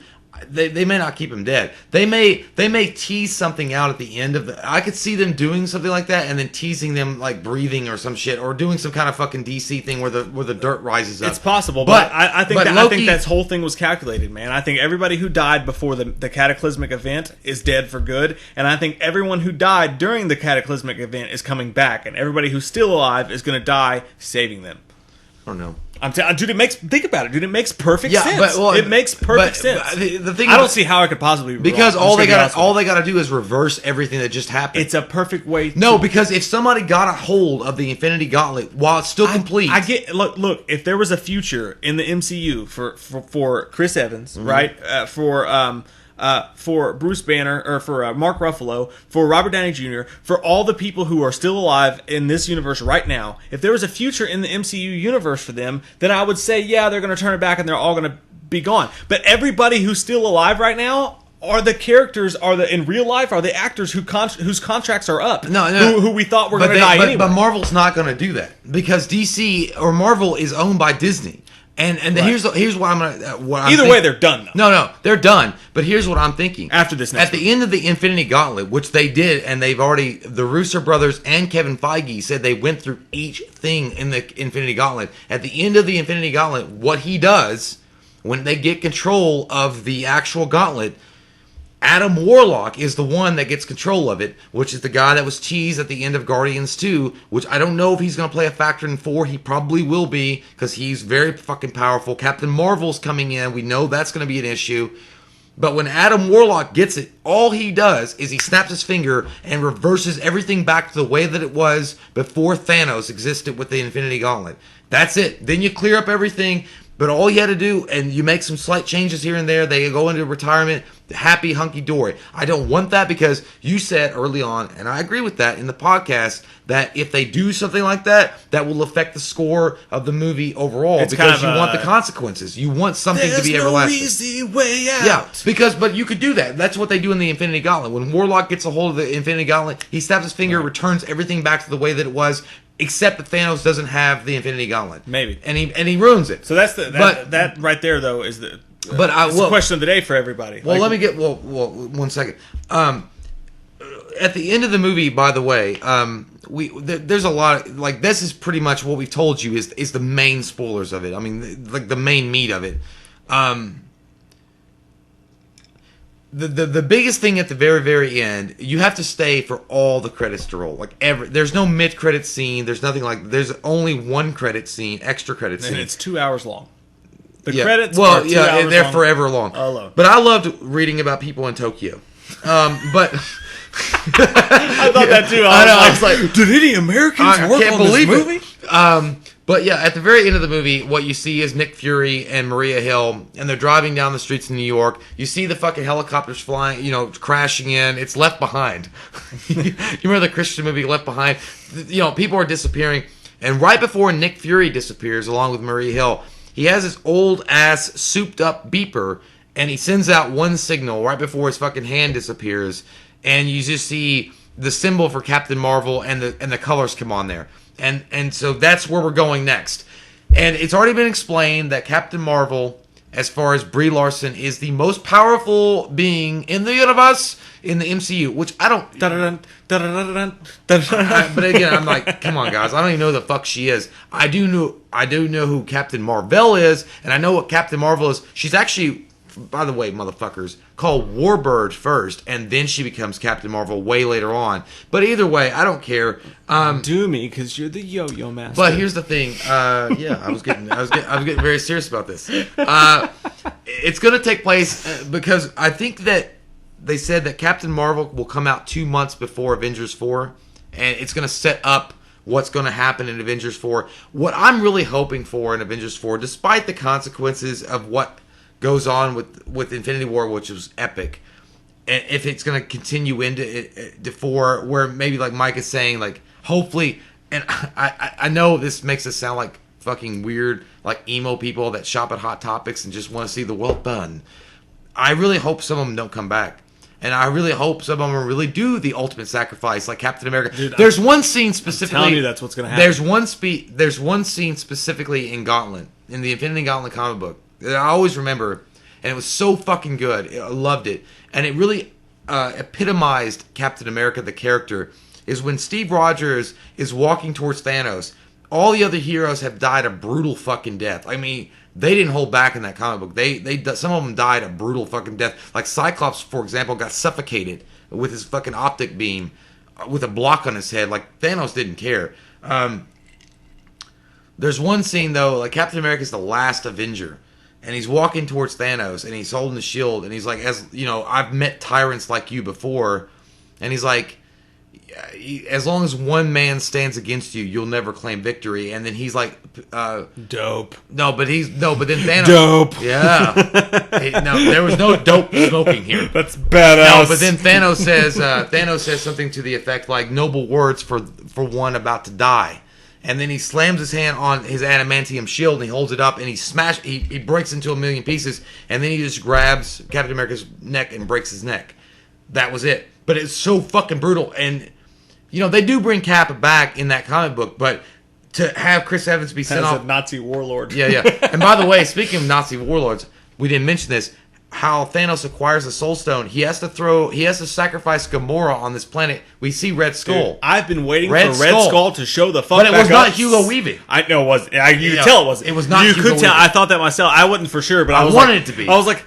That's not Hugo. Superman. That's not Superman. Hugo. I knew. It was like in the Death of Superman Returns comic. I was like, that's not Superman. I knew that wasn't Hugo Weaving. I wished it was. But dude, he looked like, dude. I was so fucking pumped because I've been waiting. Like, oh my god, like ever since one of the biggest flaws of the entire first several phases of the Marvel Universe is that Red Skull went so underused. So fucking amazingly unused. And like when I've been waiting for, I thought he was gonna pop back up like in Avengers 1. I know. Like I've been waiting for his ass. But when he pops up again with his little fucking cloak, like he's Darth Sidious, and he was like, I've been cursed to just like, now he's like, I'm just a fucking tour guide. Darth Maul.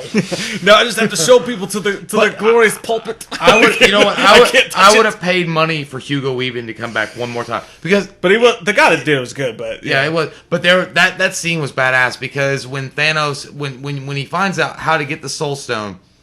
The Soul Stone exists on this planet, But the only way to get it is you got to give the greatest sacrifice of that you love. Never gonna get it, never gonna get it. Never gonna get it. Ooh, Oh.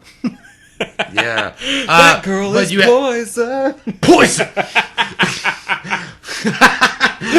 Poison! Oh, Bella DeVivo. But yeah, so you gotta throw look. You gotta sacrifice what you love the most to get the Soul Stone, because the Soul Stone, it's a poison stone. Poison. Poison. Dun, dun, dun, dun. Shot through the heart, and you're to blame. Yeah. But anyway, so he throws Gamora off a fucking cliff, basically, to get the Soul Stone. But there's one scene. Yeah, there was one scene when he turns around and starts crying. And she's like, "Tears, really? Your tears?" And he's like, "Gay." You know, I did think the same thing. I was like, "This sucks." And then Red Skull's like, "Those tears are not for him. They're for you." I was like, "Oh shit! You're not Japanese. You're not rocket." And then he throws her off a fucking cliff. But yeah, that was a dark scene, and we're making fun of it and light of it. But I mean, imagine killing your daughter or something for the epicness of the Soul Stone. I will do it. We gotta mention this, by the way. I like that me, my wife, and you are all in cahoots on this. We're all fucked up enough to be like, you know, Thanos had a pretty good idea. Like, Yeah. I'm not totally against Thanos' idea. Like, because Thanos, he was like, you know what? It picks people at random. I need to cut out half of the population. Because he said the resources are getting low. Yeah, he's like, I need to cut out half the population. Too many fat pigs. We need to all live in glory instead of live in poverty. And he was like, it's equal opportunity. Anybody can get it. So, by the way, Step in, you get it. we're running out of time, but I want to talk about this. No, we're not. This is epic as fuck. I gotta pee in your mouth. I gotta pee too, so we'll take a break. No. I want to get through this. Don't rush it. No, I got to. Russian Limbaugh. Captain America. Don't rush Limbaugh this. Fuck it, we'll do it live. No, listen. So, the part where they run into Peter Dinklage, by the way, I want to talk about that really fast. That's what I'm saying. I have to pee, and we have a lot to go Motherfucker, through. Let's okay. just take a moment and pee, Jay, and then we'll come back to it all. All right, I'm coming back. That girl is poison. Poison! Poison! You're fucking ruining the flow. And we're back. Yes, Right? feels Again, good. right before we... You know what? I just caught you. Hey. Take it out of your fucking pants and go ahead and jack it off. Go ahead. I'll wait. You finished. Okay. So, going into Peter Dinklage. He's the Dwarf King in this. I can't remember the name because I'm lazy and I don't want to look up the name. But he's the Dwarf King that is in charge of the Neutron Star. Elvira. No, Elvira. Mistress of the Dark. Elvira, she was. But he created Mjolnir. He created the Thor of Hammer, which is the Hammer of Thor. He created the Hammer of Thor originally. Hammer, don't hurt him. Oh my god, he did. And anyway, Thor goes with Rocket and Groot to the planet that the Dwarf King lives on to get a new weapon, an axe called Stormbringer, which he knows will fuck up and kill Thanos if he gets his hands He's on like, it. Stormbringer. He's like, okay, that's a bit much. Yeah. But you know, the thing is, I heard some negative responses to Peter Dinklage being in the movie, and no. That's bullshit, man. Like, He's fucking awesome in the movie. The fact that he got to play a giant is badass. Yeah, I love it. And he's awesome. And look, when you meet Peter Dinklage in the movie, he looks great. He sounds awesome. He's not Tyrion. I mean, I think that that's unfair. Like, everybody's just pigeonholing Peter Dinklage to be Tyrion in every kind of epic role he needs to be in. No. Okay, it's Peter fucking Dinklage. He can do what he needs to do to be what he needs to be. And he does epic awesomeness in this movie. And he creates the axe for Thor. There's a great scene between him and Thor where he's telling Thor, and it's fucking funny. He was like, if you hold open the gateway, it will kill you. And he was like, Thor's like, so I'll die? He's like, yes, that's what it means kill you. So, it's pure Tyrion. But anyway, it's a great scene, and it's awesome that they included Peter Dinklage in this film, in that part particularly, because the only way for Thor to acquire this weapon is to heat the blacksmith tools up, or what. I don't know. I'm not a blacksmith, so I don't know. So fucking good, dude. God damn it. I know. The more and more we talk about it, I'm just getting fucking hyped. I'm gonna go see it again. Me too. But so anyway, when they create the axe, then Groot breaks up a piece of his fucking stem, and then that's what Thor grips. And I'm gonna tell you what, when Thor shows up on Wakanda, he's fucking pure bad. Like I almost expected fucking Led Zeppelin to come on because he looks like fucking Led Zeppelin should have been in the fucking forest, like fucking playing like live. No, like fucking Kiss in the forest playing, just Kiss and Led Zeppelin. But yeah, it was badass, man. And Lemmy is God, and I'm glad that Peter Dinklage was in it. But either way, man, this movie, in of it, like as a whole, this movie is insane, and it's so hard to talk about how great it is. And I know that you guys, if you guys have been listening this long, and I hope you have, and if you haven't, go fuck yourself, San Diego. But if you have, you guys know what we're talking about. Like, there's so much love that we have for this movie. I mean, true love. Like, it's an actual, like, I want to fuck it, like, later on, after I have, like, a couple of dates with it. But it's a true passion for this movie, because I can only imagine sitting at Marvel Studios, thinking 10 years down the road where we are now, and bringing all this together and in such an epic, climatic way, and having real sacrifices put on the table and real consequences for the actions that we take. God damn you, Pinhead. But having those things happening on screen with our favorite characters, and dude, it's unimaginable the work that went into this movie. And again, this movie cost, from what I understand, $400 million to make. And you can see that they definitely spent $400 million to make this movie. But it will definitely earn back all of it. And it was money well spent, because you can see the love that was woven into this movie. And you can tell that they cared about the fans' reactions to each thing they were doing. And the only thing that I thought was cheapened, and the only thing that I really thought was kind of like, God damn, really? You felt this too, was Hulk. And, yes. And we'll get into that really fast, because the very beginning of the movie, by the way, we mentioned this once or twice already, but the very beginning of the movie with Loki and Heimdall's death was fucking insane. I couldn't have believed that already happened. And I wish there had been more of an epic moment with Heimdall. But Loki gets killed in a very brutal fucking way, because what he does essentially is trick Thanos into believe. And I think we all kind of guessed it. Yeah. In the trailer, like when he's making him look, when Thanos is making Thor look at after he decimated his ship, you know, Loki comes over and says, "Here's the Tesseract. Here's the, I guess the space cube or the space stone or whatever it is." But he tricks him. You know, Loki has come to a point now where he's pretty much an anti-hero. He's a hero in his own right, and he doesn't want to be a bad guy anymore. But in order to save his brother's life, he actually does wind up giving the Infinity Stone up to Thanos. But he does say, they're the classic line. He's like, "We have a Hulk," and Hulk rushes into the scene and actually starts whooping ass. Like, he starts going to town, like Ivan Drago on Rocky. And the thing about it is, though, Thanos is like, "I like this. This is fun. This is so much fun." And I like Squidward was like, "Let them be." And then he fucks him up. The Thanos really does fuck Hulk up. But, you know, in a way, I feel like, you know, you said that they nerfed Vision. I think they nerfed the Hulk, too. Well, the thing about the Hulk, dude, is that, like, that scene happened, and, like, the fight scene, it was there to show you how powerful Thanos was. So I get the opening scene where he kicked Hulk's ass, because it's, as an introductory scene for a movie, holy fuck. Like, dude, it was so cool. Like, that was the coolest fucking opening. Dark. Like, dude, like I said before, like, I went into this thinking, like, you know, I was hyped. I mean, it's Infinity War or whatever, but I went into this with almost a certain mindset. And when I walked in after that first 10 minutes, I was like, I'm ready for anything now. Anything could happen. Take your shirt off in Little Caesars. Anything goes. Give me them breadsticks. Yeah, there are no rules. Garlic bread. But that opening scene, dude, just set the tone so great, man. Because, like, Hulk comes out, and, like, you're not going to get, like, they try to do the cheesy, "Oh, we have a Hulk," and it was fun or whatever. But the Hulk gets his ass beat. Thanos fucking kills Loki. It was such a just impactful scene, and it set the tone for how powerful Thanos was in the best way. But we were both pissed, because here's the thing. When you go...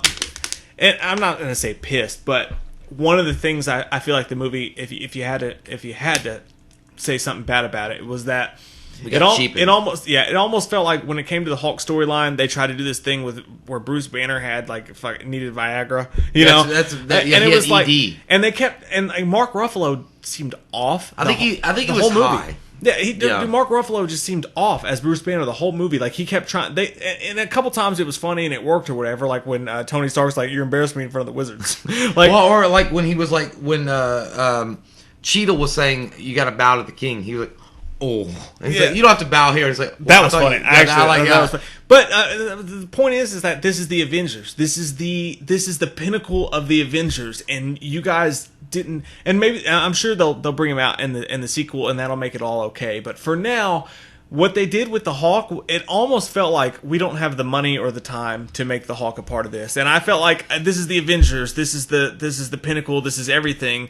And I felt like they tried to use a joke to keep them from having to CGI or to make the Hawk a part of the. And I didn't like that. Well, here's the thing about the Hawk. And you guys can say what you want about the Hawk, but the Hawk literally is, honestly, he should have been there in the MCU. To me, and not just me, but multiple people that have read comic books, literally the strongest of the entire MCU cast that you have, because there is no bounds to his power. They don't even know how far-reaching his strength is, because his anger is the only limitation to what he is. No. Well, it is. No. But it's true. I don't want to go to school. Now, I know you guys could argue, well, Thanos had the Power Stone already, so that gave him the extra oomph on Hulk, but the way he bitch slapped him down, and then we don't even get a redemptive thing except for him going, "No!" When Bruce Banner was asking him to come out and he was like, "No." That's like when you have whiskey dick and you just want your dick to get hard. And your dick's like, "No." I've never had that problem, by the way. Yeah, you did. Nope, not me. You did. That ain't me, dog. Yeah, it is, dog. But anyway, look, either way, Speak for yourself. It felt like and like I know I read the Infinity Gauntlet. I know how quickly the Hulk dies in the Gauntlet, but at the same time, everybody want to see Hulk do some fucking work. Like when Thor comes back on Wakanda and he's lit up and he's got the electricity, he's raiding and he's fucking shit up. Imagine the Hulk coming out of that bullshit Hulkbuster armor that Mark Ruffalo was guiding around. Even though that was cool, I guess, in some way, I wanted to see him bust out of it and become the fucking Hulk. Yes. Like, when you saw the trailer with Captain America and Black Panther running with the Hulk, that was a bullshit thing they did. Like, why would you cheapen it like that? You know what it was? It felt cheap because it felt like, as a fan, you expect the Hulk to be a part of the Avengers' last stand, so to speak. But it did feel cheap because it felt like the producers were like, well, we're giving you guys this fun thing, like, oh my god, Bruce Banner's in the Hulkbuster armor. That's so weird and quirky. And we were like, no, we just want the Hulk. Just give us the Hulk. Yeah.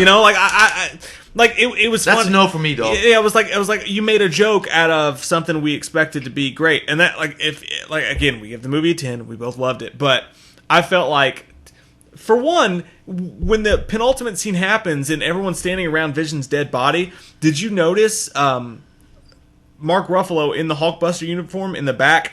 It was the worst. It looked like shit. Dude, it looked like shit. He looked like he was cut out of a fucking magazine, just going like, huh? Well, they're $400 million. That was like 10. Yeah, it was like that Aldo. That was like $10. Like that Aldo Jones weird Avengers trailer, I like that trailer. where he's like, huh? Well, here's the thing. That's what it felt like. And look, I'm gonna give them some breaks on this, because who's left in the Marvel universe? We've got Captain America, we've got Iron Man, Nebula, the Hulk. Who else? Fucking Nebula. Like, I don't care. No. I know, I'm just saying. I know, I'll say, but Nebula, Captain America, the Hulk, War Machine is left. Who else is left? Black Widow. Black Widow's left. Again, the originals. They're all going to die. And they're left. And also, by the way, it answers, and I know, I'm glad I remember this, because people are going to say, why didn't you guys mention this? The reason why Hawkeye and Ant-Man aren't in the movie is because there is one specific moment where they mention the fact that they took a deal because they didn't want their families hurt. So that's why they're not in the movie. Now, I'm sure that Ant-Man and the Wasp put them on house arrest. Yeah, but the Ant-Man and the Wasp is going to address this issue later on, which I can't wait, because I really wanted to see fucking Paul Rudd and Hawkeye in this movie. I really did. I actually like and enjoy Jeremy Renner's performance as Hawkeye. Yeah. I mean, he's underrated as fuck to me. I think that personally, he's one of the cooler, underrated characters in the MCU. But I fucking love Paul Rudd, and his performance as Ant-Man is incredibly awesome. And how could you not have them? But I think they were like, you know what? Those are some awesome pieces, and we're going to save those for Avengers 4. So we're going to have them come back into Avengers 4. Because what I'm thinking is, and this is what a lot of rumors are coming from, that Hawkeye is going to become Ronin because his family gets dissolved. You know, when Thanos kills half the universe, that his family gets dissolved, and in the comic books, Hawkeye becomes Ronin, which is a fucking even cooler character than Hawkeye is. He wears this black mask, he looks fucking awesome, and then Paul Rudd comes out, he's like, you know what, I'm tired of being on house arrest, I gotta help my friends. I think they're gonna have a bigger impact in Avengers 4 for sure, and I think that's what they were saving them for. But either way, I wish they'd been in the movie. They weren't, but that's why they're not in the movie. The Hulk is cheap to me, and then Hawkeye and at least Ant-Man not being in a scene at least for a moment is kind of cheap to me because I wanted everything in it. I wanted all the fucking dominoes on the table, and I think having those two not in it kind of sucked. They're the wild card to me because, again, I'm going to go back to this, guys, and I come back to this podcast in 2 years when the movie comes out or whatever. Please do, because I really feel strongly that I'm right about this. Everyone you saw get dissolved into ash, those pieces are the future of the Marvel Universe. Everyone who's still alive at the end of this movie will not go on past the next movie. They're going to sacrifice their lives to save everybody who was in ash. Now, who the wild cards are Scott Lang. I'm not sure what's going to happen with Scott Lang. I'm not sure what's going to happen with Hawkeye, because they weren't featured in this movie, and I feel like that was a concentrated effort. Well, I feel like there's a reason they weren't. Now, either they're going to die in the next movie, or they're going to be a part of the people who are normal Avengers sacrifice themselves to save. But I'm telling you guys, everyone you saw dissolve into ash in this film is going to come back for the future installments of Marvel. Sure, and the people who are still left standing at the end of this movie are the ones that are going to sacrifice themselves to save them. I'm telling you, that's what's going to happen. Well, I mean, you can't say, yeah, for sure, because, I mean, best friends with Black Panther and SpiderMan, I mean, it's... Come on. For a fact. Peter Quill's going to come back, right? Drax died. I think he's going to come back. I know, but for sure, Marvel doesn't even own Spider-Man. They're on loan. Well, they do and they don't. They don't. They do and they don't. I mean, they're on loan from Sony. So obviously, Sony's saying, no, bitch. But they've already announced another Spider-Man movie. Yeah, but I mean, I know, but... He's coming back. I know, but even if they didn't, Sony owns Spider-Man still. So that's so that's obviously going to happen. But I'm saying, I think that Ant-Man and that whole thing is going to become... Do you remember in the movie Ant-Man, the microverse? He could shrink and shrink and shrink and shrink, and then there was a point where you couldn't shrink anymore, and Janet, the original Wasp, got lost there. I think that's going to play a part in Avengers 4. Yeah. There's a specific reason why Hawkeye and Ant-Man were included in this I think they're going to be the main linchpins in Avengers 4, which I fucking dig the shit out of that. I like that. I like a weaker team going after Thanos, even though technically they're not weak, because you still have Thor alive. That's another one that's still alive. Thor with Stormbreaker and Hulk. Did Thor survive? Yeah, Thor survived. It was okay. So here's the rundown. Are you sure? Yes, dude. Okay. The ones that survived was Thor, Rocket Raccoon, Hulk, Captain America, Scarlet Witch, Iron Man, Nebula. Scarlet Witch definitely got turned into ash, dude. Was she dead? Yeah. Okay, so fine. It's Thor, Hulk, Iron Man, Nebula, Rocket Raccoon, Captain America. Which actually they didn't show Rocket. Are you sure that I thought Scarlet Witch died and not Widow. No, I think Scarlet Witch got turned into ash. No, she did, but not Widow. Black Widow did not. She's still alive. So that's what I said. That's my point. Everyone who's still alive right now is going to be who's dead at the end of the next movie. They're going to sacrifice themselves for all the people who did die, and somehow they're gonna turn that whole thing around. So, but I'm saying, and then also Hawkeye and Ant-Man. Yes, Hawkeye and Ant-Man are the wild cards because they weren't a part of it. But I'm telling you. By the way, I also want to point out another little bruise on my taint that I didn't like so much. Ooh. Is that, I mean, it was cool. It was a cool scene. I mean, it was fucking an epic scene, honestly. When Thor drives the axe into fucking Thanos' chest and he's pushing it, and he's like, you would die for that after he killed Loki. By the way, I can't overstate or understate enough how great that scene was. It's brutal as fuck when he takes Loki by the throat and he snaps his neck real fucking slow. And that's at the beginning, so you know we're in business. And when Loki's like, you'll never win. And he fucking, you hear that. And it's a fucking great scene. It really is a great scene. But when Thanos snaps his fingers, and right before that, he tells Thor, you should have aimed for the head. And he snaps his fingers, and you see Thor say no because he knows what's going to happen. And then if you look at Thanos' glove, which I didn't like, this is the bruise of my taint I'm talking about. All the stones look like they had been like broken a little bit. They were exhausted. Because he did that? Yeah. Okay, first off, that's not possible because they're fucking eternal. They can't be exhausted. What, did the fucking AA batteries run out? Like, I don't know. Do they take time to repair? I think it was just such a cataclysmic event. It took something No, out. I know. I get that. But and then at the same time, I'm like, no. Because they were Infinity Gauntlet. That's the Infinity Gems.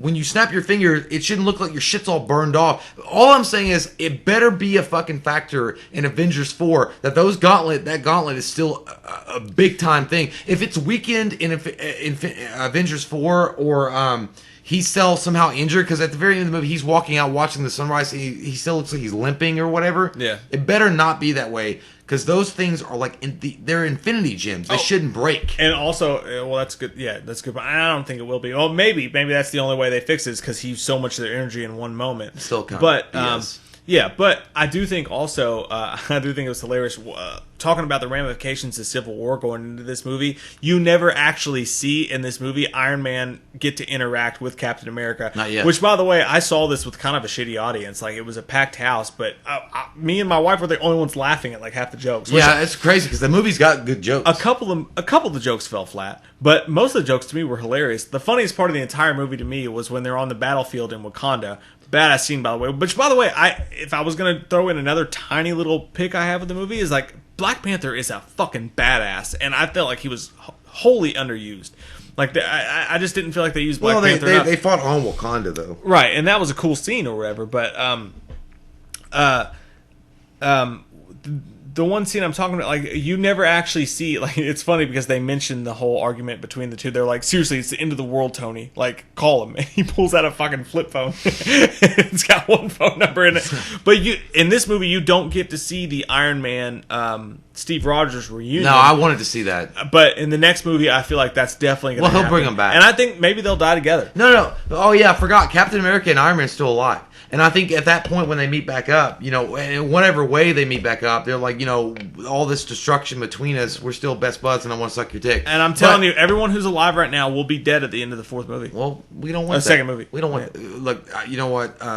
It's not going to happen because it's Disney Marvel. I'm telling you right now it's not. Well, you know what? And you might be right. If Disney decides to hardcore nerf the ramifications and they decide to keep them alive, maybe they'll retire them.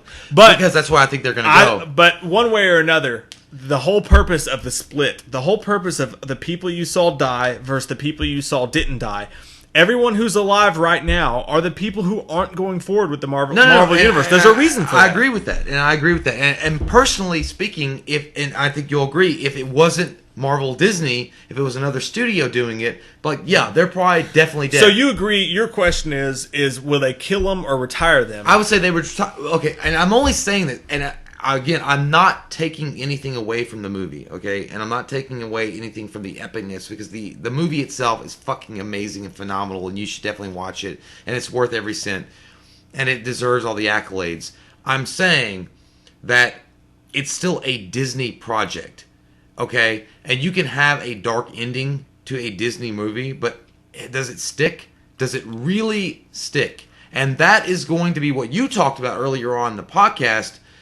Will we revisit this score after Avengers 4? Because if Avengers 4 comes out and everybody's hunky-dory and they all get their fucking wish fulfillment, if they reverse time... Because here's the best thing about Disney and Marvel right now. What they're thinking this. We have the Infinity Gauntlet. We can do anything we want to do because we can just explain it. Well, the Infinity Gauntlet is a god. You're a god when you have the Infinity Gauntlet, and you can do whatever you want to do and change everything. And what I think they're going to do, and I'm not trying to make it seem like very anticlimactic or whatever, because I'm sure it's going to be an amazing movie and just as climatic and amazing as this movie, maybe, and I hope. But if they do introduce Adam Warlock, which I think they're going to do, because Adam Warlock played a huge fucking part in Gauntlet in the comic book series, and they're already pushing for Captain Marvel. It's not going to be Silver Surfer. Actually, Silver Surfer and Adam Warlock were the main two that stopped Thanos, basically, with Doctor Strange.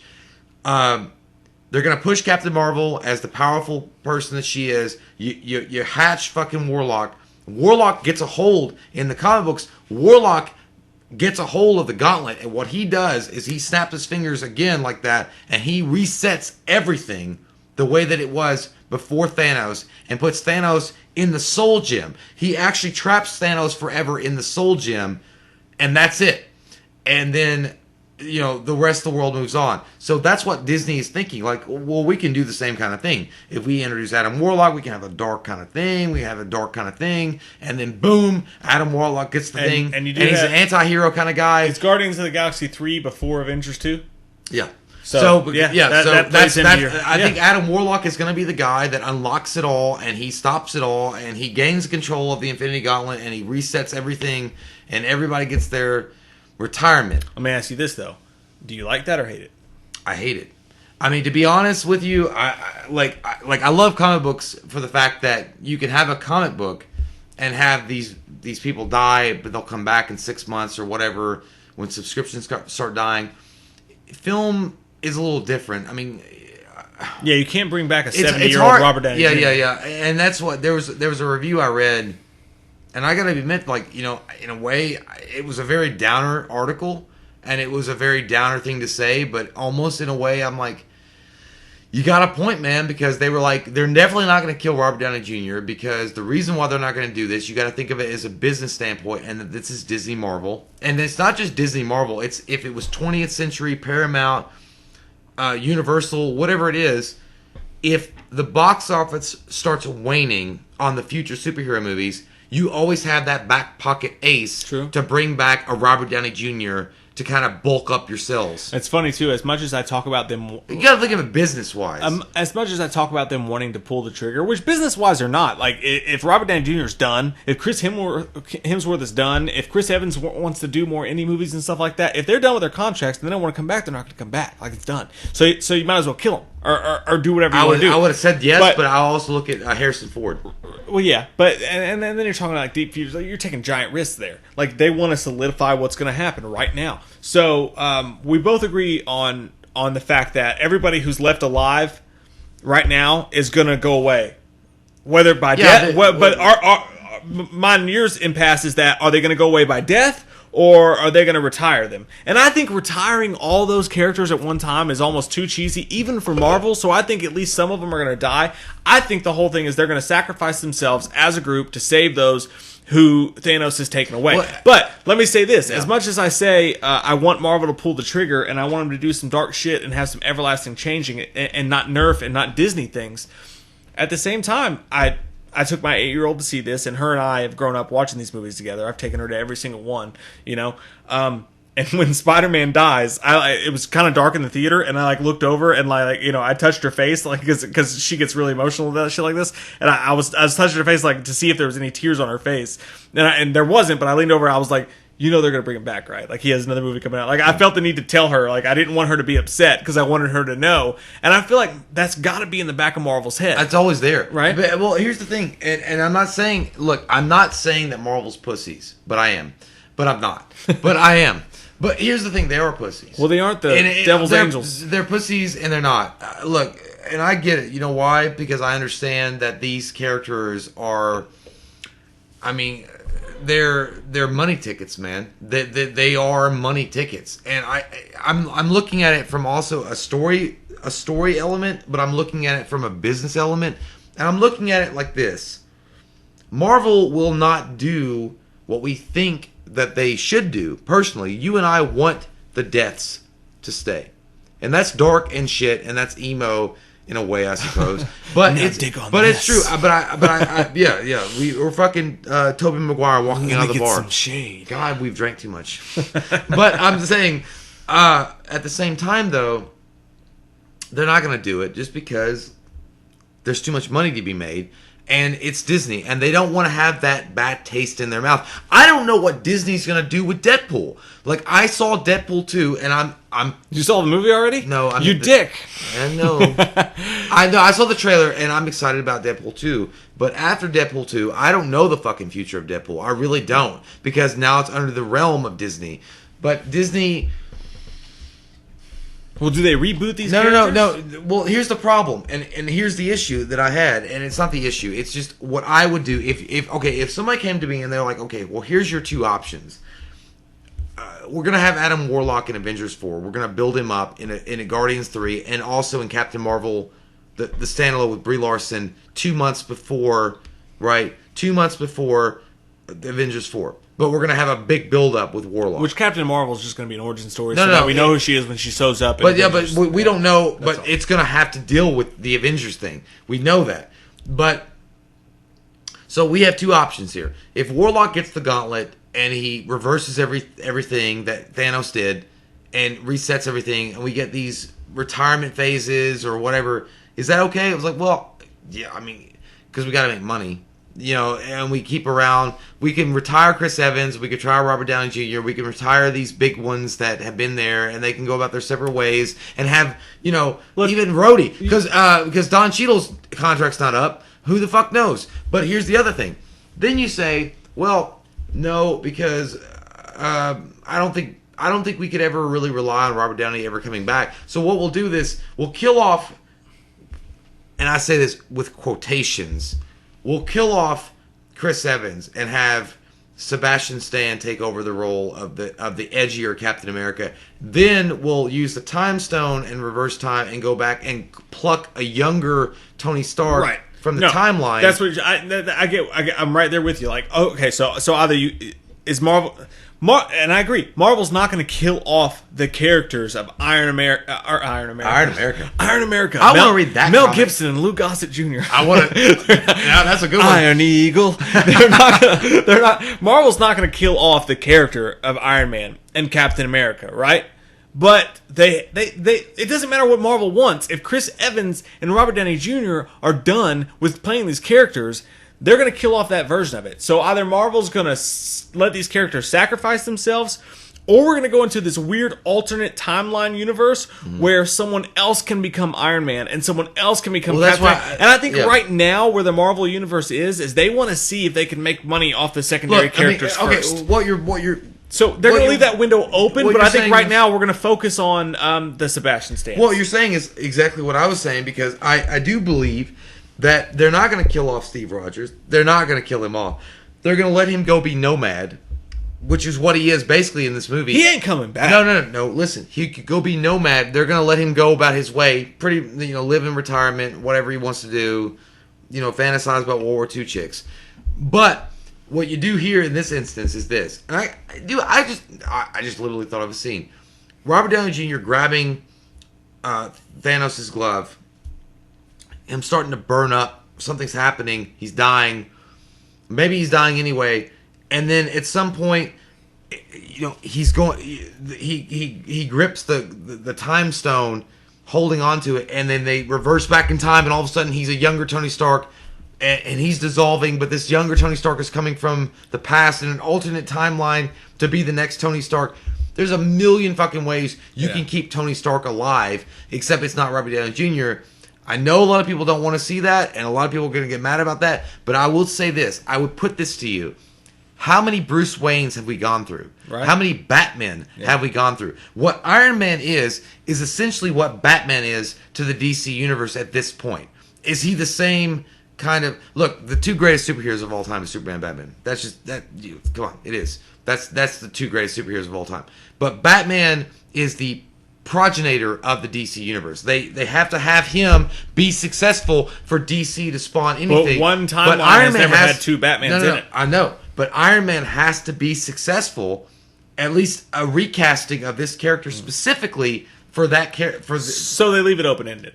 Yeah, but I think he's gone. Maybe in the future, but not Tony Stark. No, they have to because here's the thing. Remember at the Dark Knight? Maybe that's why they mentioned Pepper Potts being pregnant, though. Right? No, it's not going to be the son. There was a reason for that. There was, but it's not the son. Do you remember the Dark Knight Rises? Yeah. Everybody, we had a debate about this. They were rise. But I give it back to you, people. But no, it was I was really molded by it. Theatrics. No, but look, guys, look. I'm saying like this. Look, people universally, and I'm going to say this pretty much, like universally, like maybe a small percentage didn't give a fuck, but at the end of The Dark Knight Rises, when it was revealed that Joseph Gordon-Levitt was Robin and he inherited the cave and he was going to be the next Batman, how many people's fucking nutsack twisted? It's like someone took a dump in a diaper and then they just left it on the side of the road. Yeah, and you smelled it.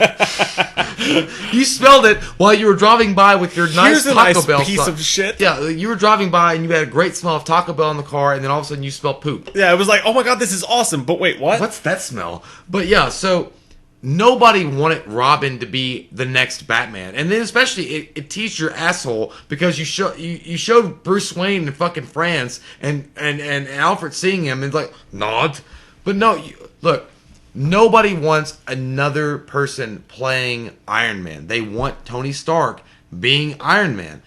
So just like that, you don't want, and this is, I'll stick by this forever. The DC universe is in the same pickle. Nobody wants somebody other than Bruce Wayne being Batman. We're not ready. We're not ready for it. We're not ready for that. You've not built up enough of a space. You've not built up enough of a character. So, like, listen, here's the only character in history of any comic book movie that played a part enough that when you introduce a new one into that role, you're like, okay, except Hugh Jackman. He played Wolverine for 16 years or 17, and then you introduce X2 or fucking X23, and you're like, I can get behind that. But they're never going to make a movie with X23 as I'm Wolverine. not saying that they. I know. I'm not saying, but it'd be the same thing if you had one Batman. If you had Michael Keaton playing Batman for 17 years and then a new one coming in, great. Look, Iron Man. The question we're putting out there is Marvel going to want to continue this universe and use space and stones to manipulate? No, the next one's gonna be Kree Skrull War. Well, that's what I'm saying. Kree Skrull War. Is Marvel going to want to continue this timeline, and are they going to want to keep Robert Downey Jr. as Iron Man? No. Wait, canon. Are they going to want to keep that canon and then 10 years from now do Iron Man rebooted, or is Marvel going to actually want to reboot the whole universe? Like, do you keep this storyline as you know, if you're looking at going off of the comic books and you want to continue that storyline, like if you want to get for real legit and go hardcore badass legit, too legit to quit, you do that. You keep them dead, but then you eventually bring them back as another variation of Iron Man. Okay, so, but is Marvel going to do that, or is Marvel at some point going to cut it off and reboot the whole thing? You know, I don't think they will. I think that we talk a lot about, and I know, guys, I get it that we've mentioned DC a few times here, but it's kind of relevant in this aspect. A lot of people will say that DC has kind of written themselves to a corner a bit with their characters. A lot. But Marvel has to in this instance, because you can go one or two ways, like you said. Eventually you see yourself live long enough to become the villain. Well, I'm a fucking bad guy. But no, look. If Marvel rebooted this universe, that's magic. You flushed out fucking 10 years. So Marvel, they're not going to do that. Do they? But do they bet on their secondary characters? No, they won't. No, what they will not do, and I guarantee you this, man, they will not do this. They will not make that fucking financial suicide by doing that. They will not go back and change things in Avengers 4 to a point where the last 10 years didn't happen. They're not going to flush that community down the toilet because that's made them so strong. What they're going to do, I'm telling you, mark my nutsack. Come back to this podcast and realize that they are going to recast a younger Tony Stark to continue the tradition of Iron Man at the end of Avengers 4. Guaranteed. Not that soon. They will, but not that soon. No, I promise, man, because they're going to want to make immediately after this one. Look at all they got going on. It won't be an Iron Man 4 right after Avengers 4, but after Avengers 4, you will find a new Tony Stark inside the Marvel universe that's not Robert Downey Jr. And I'm telling you this, dude. There's a reason why. Have you seen Solo? There's a reason why they mentioned his dream about Pepper Potts being pregnant. That has something to do with. Do you something. remember? That's not there for no reason. No. Okay, fine. How about I bring you back to a little movie called Superman Returns with the fucking sun. Oh, that's Superman Returns. If Marvel was going to base their shit on Superman Returns, we'd all be doomed Dog to fuck. shit. But they were using the sun with Bryan Singer as a way of telling a new story with Superman. It was if Marvel was Nobody basing their wanted shit that. off of what Superman's Returns did, like they're not basing it, but that's the same kind of correlation. But tell me why that scene happened. There was a reason why fucking Robert Downey Jr. mentioned a kid. There's a reason. That was not there for no reason. He was just talking you shit. Have to be you have to be naive as fuck to think that was just a fun little quirk. She's not pregnant. And listen, dude, you're talking about this is the fucking Infinity War. Every single second of this movie has been fucking packed in like to matter your ass. as most as possible. There's not a single line of dialogue in this movie that doesn't matter for the future, and they're not going to take 3 minutes of this fucking movie that they had to bust their ass to make fit into 3 hours and spend it on him talking about having a kid. If it's not going to come into play in the future, that tells me a lot. Here's two things. One, the kid died when the Infinity Gauntlet was snapped, so it didn't matter. So he gets even more broken? He's already broken enough. No, they're done with the character. Robert Downey Jr. is done playing Iron Man. There's no point in that. No, because it goes in, because he becomes even, because, okay, no, he's not actually more broken. It's like, oh, you killed my kid? No, I'm really pissed. No, he didn't dude, what he saw was Tom Holland died. That's not his son. He saw a young Avenger. He's got enough motivation already. They don't need that. If he goes back to Earth, which he will in Avengers 4, and he finds out that his fucking kid died, and his Pepper Potts, and he finds and his Pepper. I wanted salt. You took my Pepper and salt, salt and pepper. No, but then he will be unhinged. And then he'll go out and make stupid mistakes, and then he will die. But then they will reverse time, and then he will become a younger Tony Stark. All right. Well, I think, for all legitimate purposes, we've laid out several. There's scenarios. There's all sorts of scenarios. Like I think that Thanos might be a good guy. I think he might be just a swell dude. That all he wants to do is mow lawns. And fucking, treat people that have tomato stands with money. So there's your two theories. Let's leave that as the question of the day. Recast or dead? Who do you guys think? Yeah, who do you guys think is right? Like, my theory is that everyone you saw disintegrate into dust are going to be brought back once the people you see remaining alive at the end of the next Avengers movie are going to sacrifice themselves to save those who have perished. Yeah. And then they're going to take those characters and continue the Marvel Universe with it. Jay thinks they're going to nerf it. They're going to... Well, don't say it like nerf. Well, Jay thinks that they're going to use... They're going to keep... That everyone's going to live. For all intents and purposes, that everyone's going to live. Pretty much, yeah. And that they're just going to retire the characters whose contracts are over. Well, I think that what they're going to do is go get younger people besides Captain America to play these parts. Because, Marvel... isn't stupid. They know. I think they'll leave a strand that's a possibility because if sales decline, hey, we've got this, and we've got this back pocket plan X, so that we can go with to reincarnate. Did nobody a new Iron Man, new Captain America? There were 6 Infinity Stones, but did everybody forget about the 7th? Hey, there's a reason why Winter Soldier was one of the ones who perished, because when they bring him back, he's going to become the new Captain America. No, he is. He definitely is. They're going to mix and match that. Well, either him or Falcon. They both vanished. Exactly. But did anybody forget about the 7th gem called Money? The Money Gem. The Money Gem says that we can That's that LeVar Ball gem. I know, we can do whatever we want to because we have control over everything. And look, all I'm saying is either theory could be right. And I hope that Mike's theory is right and that we have everlasting consequences. Have you ever thought about death? Have you ever wanted to die? Not since last night. But, I hope your theory is right because I would rather go forward with an MCU universe that I know that the stakes are high and that shit can happen and that we have consequences, We have things that are lasting with us. But I know that it's not going to be that way because it's a Disney Marvel universe, and there's nothing wrong with that. And again, I'm going to reiterate again and again to your fucking titties that I enjoy MCU. I enjoy it. I love it. I think it's great. But is it the most like consequential universe of all time? Like there are things that matter? No. I mean, if it was Paramount, if it was 20th Century, if it was Universal, if it was MGM, whatever the fuck other company that wasn't Disney that was involved, I would say I don't know what's going to happen. Dude, everybody who has no future at this point with the MCU, well, yeah. Everyone who has no future at this point with the MCU. Oh shit. Okay, I thought it froze. No. Everyone who at this point in time has no future with the MCU, everyone whose contracts are up, who's been their character for many, many years. 10 years. They all stayed alive. And everyone who you know for a fact has a future, Spider-Man, Black Panther, Peter Quill, they all perished. No, Peter Quill does not, because Chris perishes. Pratt's not going to renew his contract. Sure he is. After Guardians 3, he said he was done. No, I didn't hear that. I don't know that. I know. I'm telling you. He said that to me on Snapchat. There's a reason for that. There's a reason for that. Well, here's the thing. Marvel, honestly, it was an amazing movie, and I loved it, and we both gave it a 10.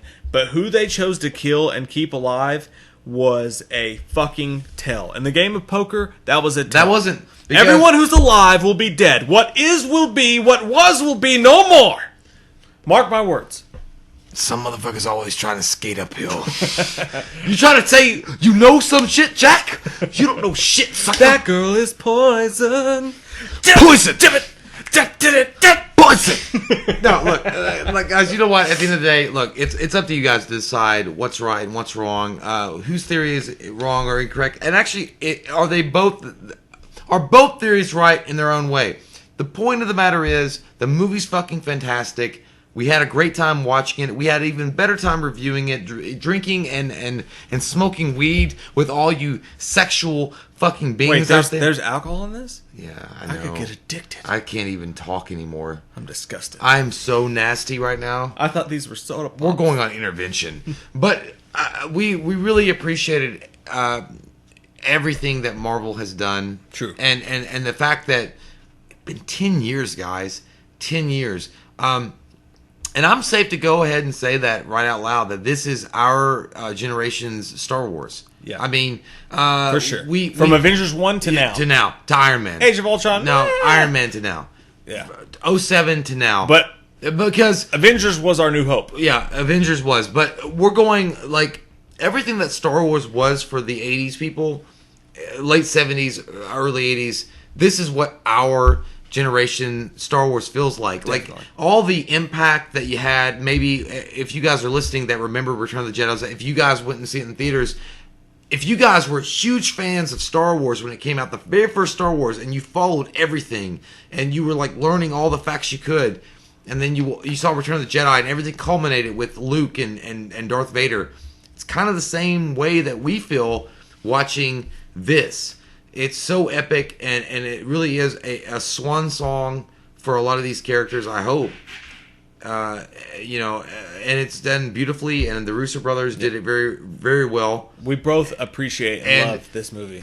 You know, it doesn't matter about DC and Marvel anymore. It's just a great movie, man. At the end of the day, this is a great fucking movie. If it wasn't labeled a Marvel movie or labeled a DC movie, I would watch this movie and feel the same fucking way. I'd be like, man, I watched something that was incredible. I watched something that was so unique and different, that had all these larger-than-life characters that interact in such a way, and there's such an emotional impact that when I left the theater, I'm like, fuck yeah, thank God for movies like this. Dude, let's just end on this note. Like, what a time to be alive. Like, I'm so fucking psyched that we could do this channel during the time of the fucking superhero greatness. We got Deadpool 2. There's so many... Yeah. And this movie was a fucking pinnacle, man. This movie was an explosion in the Pantel region of greatness. And this was the be-all, end-all. I love James Cameron. I love James Cameron. But James Cameron... Stop smoking cock. Yeah, really. Because you saying that King of the sequel, right? I wish there's Avenger syndrome. I bet you do. Or fatigue. You know, because you're being a petty bitch right now. Go back and work on Avatar. And 12. actually, and as a matter of fact, it's hypocritical because James Cameron, you wanted to direct SpiderMan with fucking Leonardo DiCaprio back in 2000. Stop. Just Go get Titanic 2. Jay, I need you to focus because I have to pee. I do too. All right? Go ahead. I need you to focus because I have to pee. I want to ask you guys this. If you're still listening to this podcast at this point, which I feel great about. I love this podcast. This was fun as fuck. I had a great time. We did a review. We did a spoiler review. I feel like we met in Wakanda and we made something. And then we went into the future, even. And I think we had some great points. So let me ask you guys this. If you're still listening to this podcast, please don't forget to subscribe and click the notification bell, by the way, because if you don't click that notification bell, YouTube will make you forget we fucking exist. They will turn us into dust. They will use a time stone on us. Trust me. Tarust? But Tarok. Nintendo 64. Oh, my, that's a great game. But if you guys are still listening, please, every single one of you that's still listening, comment in the comments down below. Wakanda forever. Naga Witsuku Tutu parts. Comment that down below. I swear to God, if you comment that down below, Wakanda forever, Naga Tutitsu Wachitsu parts. No. Say this. I've already done it. Well, it's been laid in stone. I want to say one more Don't thing. use the time gem right now. Get the Smatter shield. Let's do. Yeah. No. Do mine. You don't even know how to spell it. Naja Watichu parts. Watichu. Whatever your version of Wakanda forever, Naja Watichu parts. Mbabawa. Mbabawa. Mbapa-dooba-da-ba-doo-wop. Dooba-da-ba. I'm done. No more. We're going to go outside and we're going to pee on the grass. We're going to make it yellow. Comment down below if you guys listen to this whole legendary podcast. Legendary. We chose that. It's myth. We love your fucking faces forever. Wakanda forever. If you're new to the channel, click that subscribe button. Get some. I said, God damn, wham up in you. Chawa. Chawa. Don't forget, Wakanda forever. Naga Wachitsu Watitsuma. Nobody will spell that ever. That girl is poison. Yep, poison. We watched a movie. Yeah. We watched a movie. We watched it. We watched a movie.